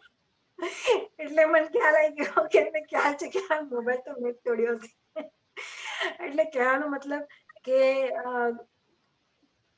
પહેલા જો જ્ઞાન ન હતું ત્યારે તો કોઈ પણ પ્રોબ્લેમ થાય તો અઠવાડિયા સુધી પણ ચાલે મગજમાં, મહિના સુધી પણ ચાલે, અને હવે તો ક્ષણિક જ હોય. તરત જ કોઈને કોઈ રીતે જ્ઞાન ગોઠવાઈ જાય કે એવા સંજોગો મળી જાય. આ આપણો સત્સંગ જે ચાલુ છે તો સમજો કંઈક થયું તો 2 કલાકમાં તો સત્સંગ 2-3 કલાકમાં હોય જ, એટલે પાછું એટલે બધું નોર્મલ થઈ જાય. પછી કેશવાનંદજી દાદા ભગવાનને સાક્ષાત હાજર કરી દીધા. એમના સત્સંગમાં તો એવું જ લાગે કે આમ દાદાને આપણે જોઈએ જ છે, પ્રત્યક્ષ છે દાદા. પ્રદીપાનંદજી ફાઇલ નંબર 1 શું કરે છે, આ ફાઇલ નંબર 1 ની પાસે આમ કરાવો, એવો બધો પુરુષાર્થ કરવાનું, જુદાપણાની જાગૃતિ ખૂબ સરસ સમજૂતી આપી. નિમેશ આનંદજી એ નવકલમો ખૂબ સરસ રીતે ફિટ કરાવી, અને બધા જ આપતા પુત્ર પુલિનાનંદજી દાદા ભગવાન પાસે શક્તિઓ માંગવી, એ બધું શીખવાડ્યું. એટલે આપની વૃત્તિ મારી વૃત્તિ રહેજો, આપની દ્રષ્ટિ, એ એમણે પહેલા પણ આ બધા પ્રયોગો કર્યા હતા અને હું એ પ્રયોગો ત્યારથી જ ચાલુ રાખેલા. એટલે દાદા ભગવાનની તો મારા પર એટલી બધી જબરજસ્ત કૃપા છે. મહાત્માઓ જે પ્રશ્નો પૂછે છે એમાં જે બહુ જ સિન્સિયર છે એવા શાંતિ કાકા, હરેન્દ્રભાઈ, ગીતાબેન, એ બધા પ્રશ્નો પૂછીને જ્ઞાન અમે લોકો જે સાંભળીએ છીએ અમારો પણ એટલો જ ઉઘાડ થાય છે. અને સૌથી એક નાના મહાત્મા છે આરવ સૂર્યા. હું એને જોઉં છું કેટલો નાનો છે અને એને કેટલી એકાગ્રતા અને સિન્સિયરિટીથી સત્સંગમાં બધું સાંભળે છે અને પ્રશ્નો પૂછે છે. મને જોતા મને પોતાને પ્રેરણા મળે છે અને મને ખૂબ આનંદ થાય છે કે ખૂબ સરસ કહેવાય. હમણાં જ ભરતાનંદજીએ સ્ત્રી પ્રકૃતિ વિશે સત્સંગ કરેલો, એટલે ત્યારે એવું થાય કે આ બધું કેટલું બધું લઈને આવ્યા છે સ્ત્રી પ્રકૃતિનું, પણ હવે દાદા ભગવાન મળ્યા છે અને આ આપતા પુત્રો અને મહાત્માઓ મળ્યા છે એટલે આમાંથી તો બહુ સરળતાથી બહાર નીકળી જ જવાશે. દાદા, મને ખૂબ વિશ્વાસ છે કે દાદા બધામાંથી બહાર કાઢશે અને જે અત્યારે આપતા પુત્રો અને મહાત્માઓના સત્સંગનો આ ભીડો છે એ એટલો બધો ઉપકારી છે અને એટલું બધું એમ થાય કે મને હમણાં 2 સ્વપ્ન આવ્યા. દાદા મને લગભગ 3 વાર સ્વપ્નમાં આવ્યા છે. એક વખત મને પહેલા સ્વપ્નમાં આવીને મને બહુ અફસોસ હતો કે મને મળ્યા નહીં, એટલે મને પગ ધરીને કીધું કે લે વિધિ કરી લે, એવું સપનું આવ્યું લગભગ 4-5 વર્ષ પહેલા. અને હમણાં 6 ડિસેમ્બરે મને દાદા સપનામાં આવ્યા અને સપનામાં હું જોઉં છું કે દાદા આવે છે અને હું એમને જોયા જ કરું છું અને દાદા મને જોઈને મને ખાલી હાથથી આશીર્વાદ આપતા હોય મને થયું ને દાદા આગળ નીકળી જાય છે. દાદા પાઠ પર જે બેસવાના હતા ત્યાં જઈને બેસે છે, પછી હું પણ એ બાજુ જઉં છું અને બેસી જઉં છું. તો હું જોઉં છું તો દાદા મને પાઠ પર નથી દેખાતા, એટલે મેં આમ તેમ જોયું તો દાદા એક મહાત્મા સાથે ઉભા હતા. પછી આ બાજુ જોયું, બધે હું જોતી હતી તો મને બધા મહાત્માઓ સાથે દાદા દેખાય. મને પાઠ ઉપર દાદા દેખાય નહીં, મને પાછળ જોયું તો મને પાછળ પણ દાદા દેખાય. અને એ વખતે મને પછી જયારે ઉઠી ત્યારે મને અનુભવ થયો કે દાદાએ બધા મહાત્માઓની સાથે છે, મહાત્માઓના હૃદયમાં બેસી ગયા છે અને હું દાદાને જેવા પ્રત્યક્ષ માંગુ છું એવું નહીં, પણ આપતા પુત્રોને મહાત્માઓની અંદર જ બેઠા છે અને જેવી ઉઠીને એવા મને કવિરાજના તારીમય બેસી ગયો છું, અંદર દાદા બોલે છે, સાબિતી આપો કે આપ હાજર, એવા પદોની લાઈનો યાદ આવી. પછી 10મી ડિસેમ્બરે મને સપનું આવ્યું કે હું એક ગાડીમાં બેઠી છું, ગાડી સડસડાટ જઈ રહી છે અને હું આજુબાજુ જોઉં છું તો રસ્તો એટલો બધો ખતરનાક હતો, પણ આ ગાડી એકદમ સરળતાથી જતી હતી. પછી મેં જોયું તો મારી આજુબાજુમાં મહાત્માઓ બેઠેલા અને આગળ જોયું તો બધા આપતા પુત્ર બેઠેલા અને પછી મને એટલો આનંદ થયો. અને જયારે સપનું સવાર ઉઠી ત્યારે મને આ બધું આમ મને સપના કશું યાદ નથી રહેતું, પણ મને આ સપના એક્ઝેક્ટ યાદ રહ્યા અને દાદાનું મને આશીર્વાદ કે અને કૃપા છે કે જો આ મહાત્માઓ દાદા ભગવાનના અક્રમ વિજ્ઞાનની ગાડીને ગમે એવી પરિસ્થિતિમાં, ગમે એટલી મુશ્કેલ પરિસ્થિતિ છે, પણ આ મહાત્માઓની ગાડી સડસડાટ મોક્ષના માર્ગે જઈ રહી છે એવું મને દાદા ભગવાનનો સંકેત મળ્યો સપના દ્વારા. બધા મહાત્માઓને બધાને આ દાદા ભગવાનનું જો જ્ઞાન ના મળ્યું હોત ને તો શું થાત એ તો હું કલ્પના નથી કરી શકતી. પણ બધાનો ખૂબ ખૂબ આભાર છે. અને દાદા ભગવાનના શીલવંત આપતો પુત્રો અને સંકિતધારી મહાત્માઓના સર્વોત્કૃષ્ટ સદગુણો મારામાં ઉત્કૃષ્ટપણે સ્પ્રાયમાન થાય એવી દાદા શક્તિ આપો, શક્તિ આપો, શક્તિ આપો. જય સચ્ચિદાનંદ. જય સચ્ચિદાનંદ. ખૂબ સરસ. તમારી યાત્રા તો પહેલેથી સારી હતી, બધું ફેમિલીને ત્યાંથી તમને ઘણું સારું મળ્યું. પણ બ્રેક, પેલું કે ને બ્રેક ક્યાં થયું તો ત્યાં ટીવી જોવાનું થયું અને નિરૂમાના સત્સંગ થકી તમને પછી એ યાત્રા તમારી દાદા ભગવાનની યાત્રા શરૂ થઈ. એમાં એક વાત છે, દાદાએ કીધું કે અમારો ફોટો, અમારી આકૃતિ, અમારા શરીરનો કલર, અમારા વાળ છે ને એને કોઈ આમ કરીને પકડે ને તો અમે કોણ છે ઓળખી આપે. એટલે એને સામુદ્રિક વિજ્ઞાન કહે છે. એ દાદાનું સામુદ્રિક જે આખું એમનું બહારનું આખું હતું ને એ પણ એમની દશા સૂચવે એવું હતું. આપણી પાસે જ્ઞાન નથી, પણ આ ફોડ પાડેલો. એટલે તમે જે ફોટો જોઈને તમને જે કીધું કે સરેન્ડર થઈ ગયા, સમર્પિત થઈ ગયા, એનું આ સમાધાન છે કે કેમ દરેકની પાછળ સમાધાન છે. અને મહાત્માઓ સાથે જ છે તો દાદા આપણી સાથે છે. એટલે એ તમને અનુભવ થયો, કારણ કે જે સતત આપતપુત્રોને મહાત્માનો જે તમને સંગ મળ્યો, સત્સંગમાં જવાનું થયું, એ બધું બહુ સરસ થઈ ગયું. પાલિતાણાની યાત્રા એ થઈ ગઈ. હંમેશા કેવું છે, આ જ્ઞાન પછી સત્સંગ જ મહત્વનું છે. એટલે કે ને મેન કહે ને આ લોકો સર્જરી તો ડોક્ટરે સારી કરી, પણ પોસ્ટ સર્જિકલ ટ્રીટમેન્ટ અને કેર જો તમને પ્રોપર મળે તો એ થયેલી સર્જરી તમને છેક લગી હેલ્પફુલ થાય. એવું આ જ્ઞાન મળ્યું, પણ પાછળ જે સમજણનો સતત તમને એ મળ્યું એ તમને હેલ્પફુલ થયું છે. બીજી એક જે પેલો તમારો કેસ થયેલો અને તમે ડિસ્ટર્બ થયેલા, એમાં દાદાએ બહુ સરસ કહ્યું છે કે અમે અમારી દ્રષ્ટિ નિર્દોષ કરીને જગત નિર્દોષ જોયું. એટલે દ્રષ્ટિને નિર્દોષ કરવાનો જે આખો પુરુષાર્થ છે, સ્વાધ્યાય રૂપી પુરુષાર્થ, એ બહુ મહત્વનો છે. એ તમને આપતપુત્ર થકી યોગાનું યોગ મળી ગયો, એટલે ત્યાં સમાધાન થતા બધું શાંત થઈ ગયું. પછી આ લોકડાઉનમાં તો જે સત્સંગનો સતત આપણને બધાને જે લાભ મળ્યો છે ને, કે કોઈને કોઈ એવા પ્રશ્ન પૂછે છે, કોઈને કોઈ એવા સૂત્રો કાઢે છે કે એમાં દાદા જ ખુલ્લા થાય છે. અને સૌથી મહત્વની વાત એ છે કે જ્ઞાન સર્વ પ્રકારે કલ્યાણકારી છે અને આપણને સમાધાન આપનારું છે. અને બીજું જે તમે માસીની વાત કરી, આપતપુત્રોની વાત કરી, જે ભરત આનંદજી, દિનેશ આનંદજી, આમાં એક રૂલ બહુ સરસ છે, શીખવાનો rule, as you C so you learn. એટલે એ જીવતો દાખલો એ આપણને બધા જ બોધ આપી દે છે. એ જીવતો દાખલો જોવામાં નથી આવતો ત્યાં સુધી બોધ મળતો નથી. એટલે દરેક આપતપુત્ર પાસે કઈ ને કઈ સ્પેશિયાલિટી છે. આ બધાની સ્પેશિયાલિટી આપણે સમજી લીધી એટલે આપણે કમ્પ્લીટ. તેમાં તમારી છેલ્લી પ્રાર્થનામાં આવી ગયું. હવે જ્ઞાન મળ્યા પછી સ્ત્રી રહેતા નથી, પુરુષ રહેતા નથી. જે ફાઇલ આવી છે એનો સંભાવે નિકાલ કરવાનો છે. ને તમારી જે સમજણ છે અને તમારી જે દાદા માટેની નિષ્ઠા છે, વિજ્ઞાન માટેની નિષ્ઠા છે, સપનામાં એમને આવે નહીં. અને કોઈને નહીં આવે તો ભડકવાની જરૂરત નથી, પણ આવ્યા છે, આવે છે, એ બતાડે છે કે તમારું ચિત્ત દાદામય છે. જેમને નથી આવતા એમને દાદામય નથી એવું તારણ કાઢવાનું નથી. કારણ કે પછી આ તો ગાડીને છે ને આડી અવડી જતા વાર નથી લાગતી.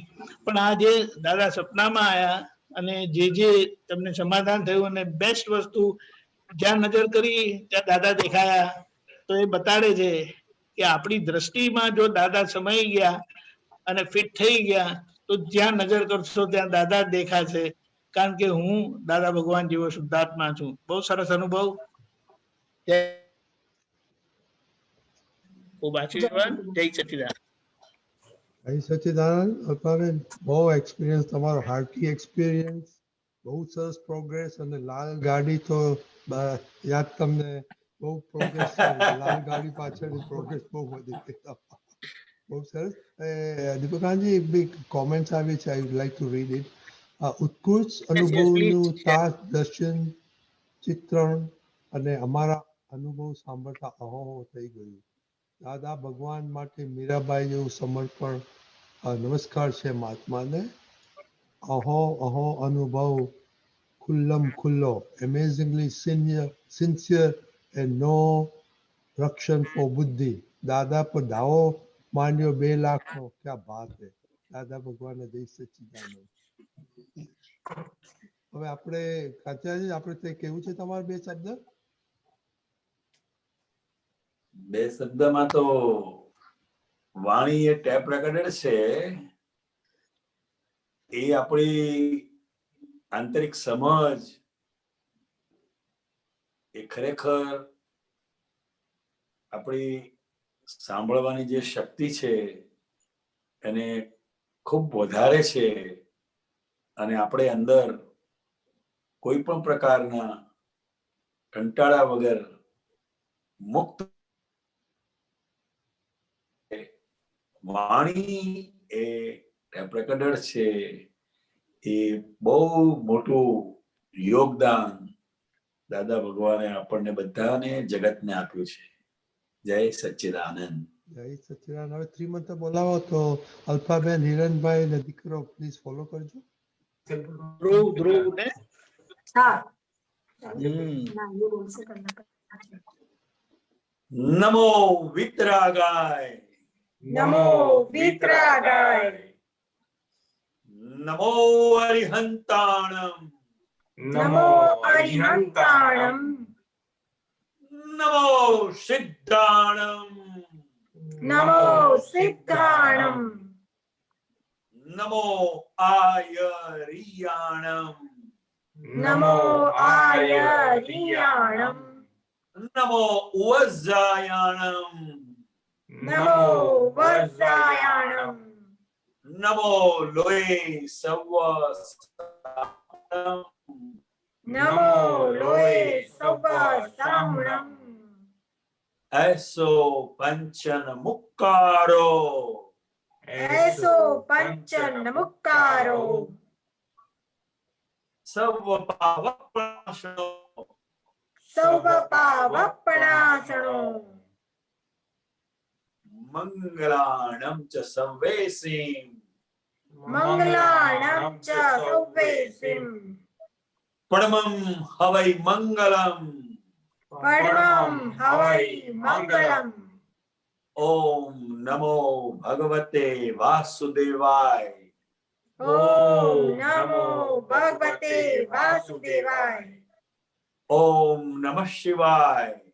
ઓમ નમઃ શિવાય. જય સચ્ચિદાનંદ. જય સચ્ચિદાનંદ.